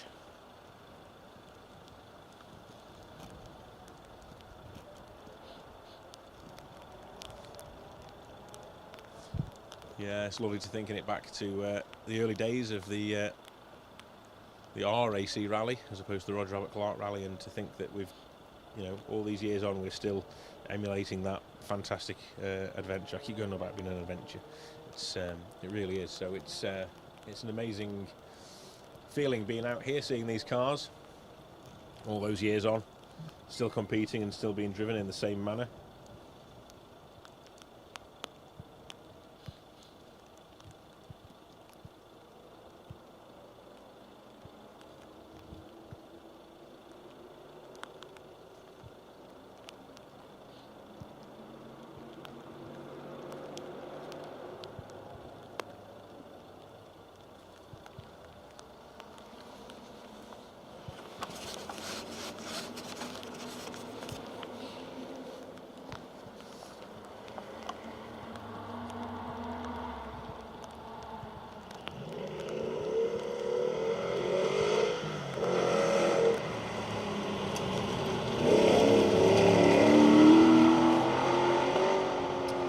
There's Flash, Frank Tundo, Alan Jones in the TR7 V8 Safari spec car. Sounding fantastic, being chased down hard by car 143. It's catching me out again, I forget this one. 133.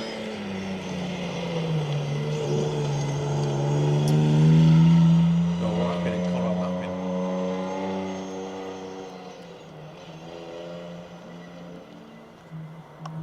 Trying to find out who they were. I missed the one at the end there. Sorry, apologies for that, guys. I missed that last car.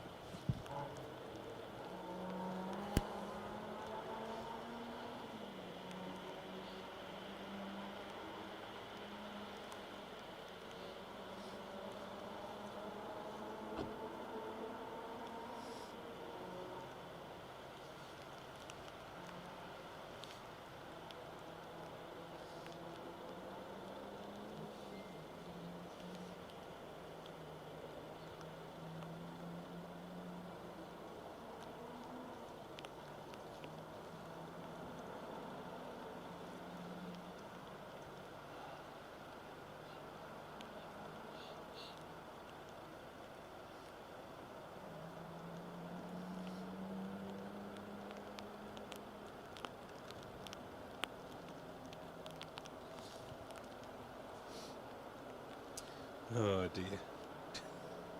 Just catching up on other messages on other socials and trying to sort of keep up to date with what's going on throughout the rally, up here and also down at Walters Arena now as the cars are arriving at the time controls. Oliver Solberg is about to blast into the last stage of the day then at Walters Arena. Cars are now queuing up there, ready to go.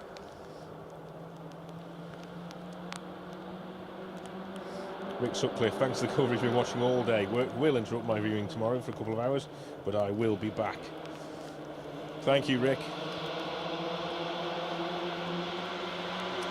This is someone with some go. Flick over the hill. Brake, brake, brake. Stopped him. This is inside.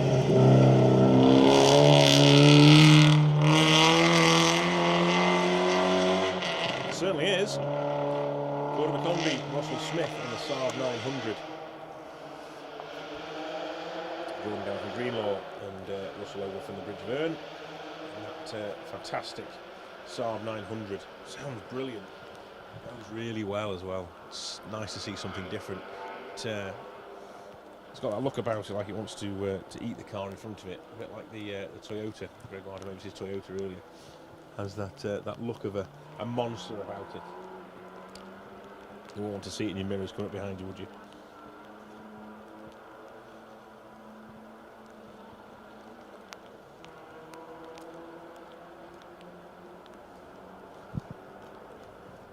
So we're drawing to a close now. We haven't got too many more cars to come. Just the 5 cars listed on the entry list. Colin Smith in the Mark III Astra.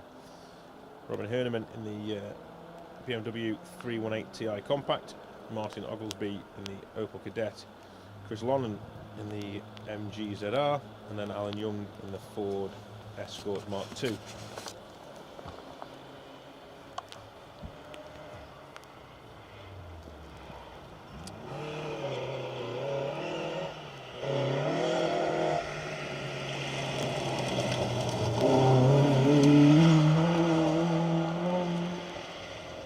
That's Howard Allen. We didn't mention Howard, Stockport resident in the Ford Escort Mark II.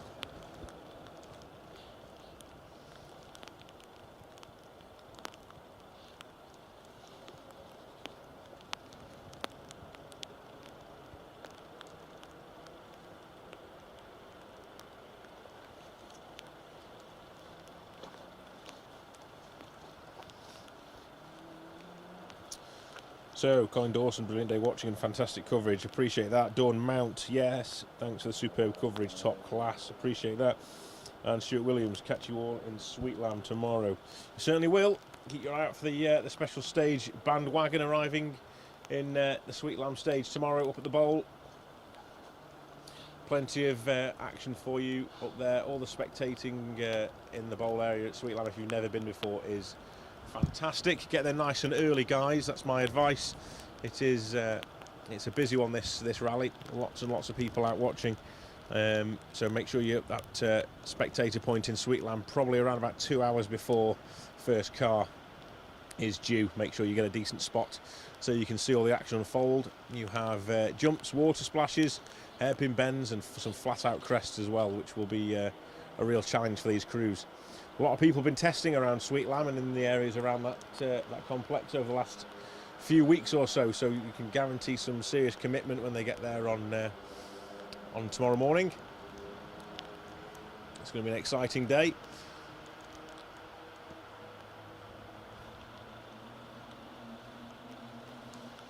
Another competitor lighting up the tree line.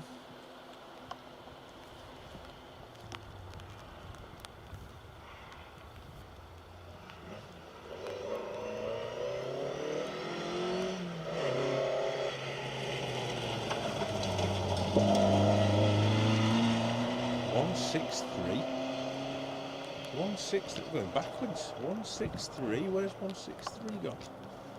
All the water's playing havoc with my laminating.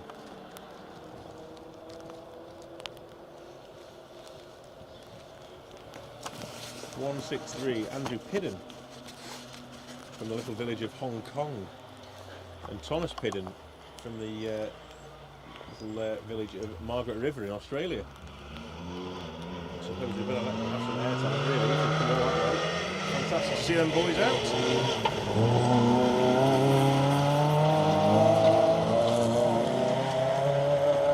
So first of the two there, Colin Smith and John Pinder in the Astra Mark III.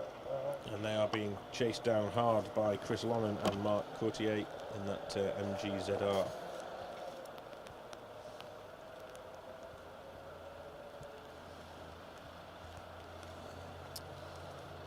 So we need a BMW compact.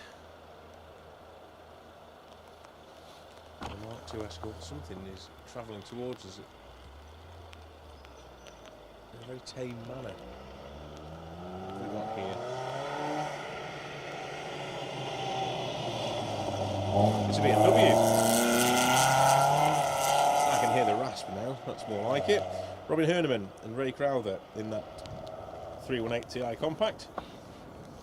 Just to let you know that that crew actually first rallied together on the 1984 RAC rally.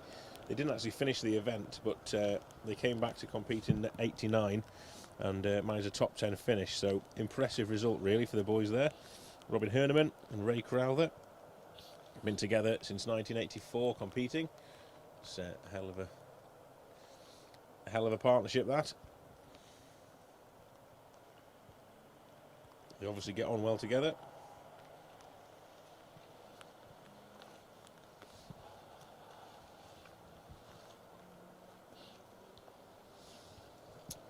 So, a few more people to just give a quick shout out to.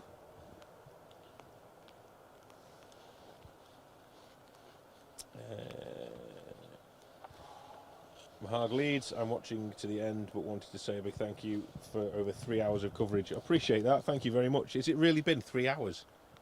3 hours? Have I been stood here for 3 hours? Guys, no wonder I'm hungry. Wow.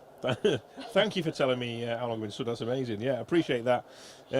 Yeah, like I say, we love this sport, so you know, it's a pleasure to be here doing this. I can't believe I haven't had a sip of drink in 3 hours, that's unbelievable. Amanda Evans, thank you for the coverage. We'll be back again tomorrow once the children have finished school.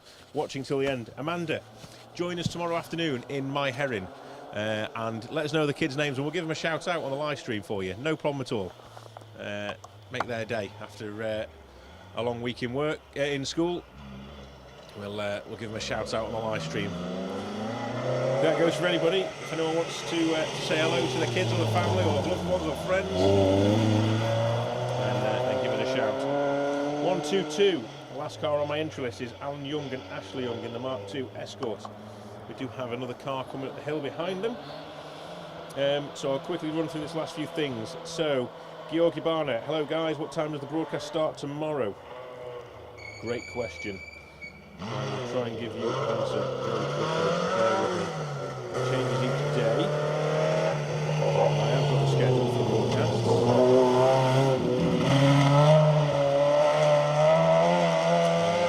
I'll find it.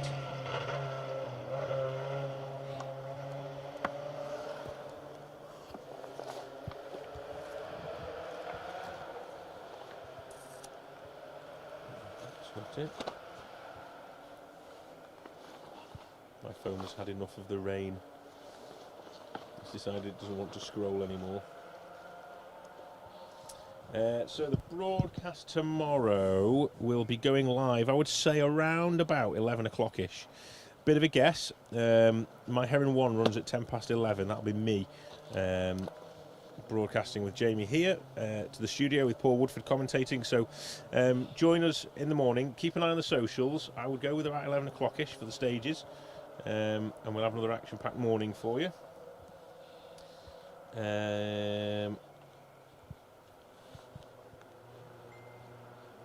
Let's have a quick look. So, yeah.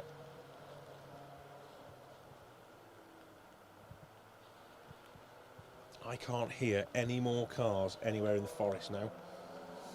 We've had the last crew through on the entry list. I don't think there is anybody else to come through, so I am going to sign off just in time for Grant Williams to say hello to me. Grant, thank you for joining me as I'm saying goodbye to everybody. Listen, mate, join us for the 8 o'clock review show tonight with Paul Woodford and the team, where they'll go through everything Roger Albert Clark Rally. Big shout out to Amigos Beer and the guys back there who have helped fund the live streaming for the Roger Albert Clark Rally 2023. It's been an absolute pleasure. My name is Phil Bramhill, but until tomorrow, I am signing off. Thank you very much for watching and enjoy the rest of your evening.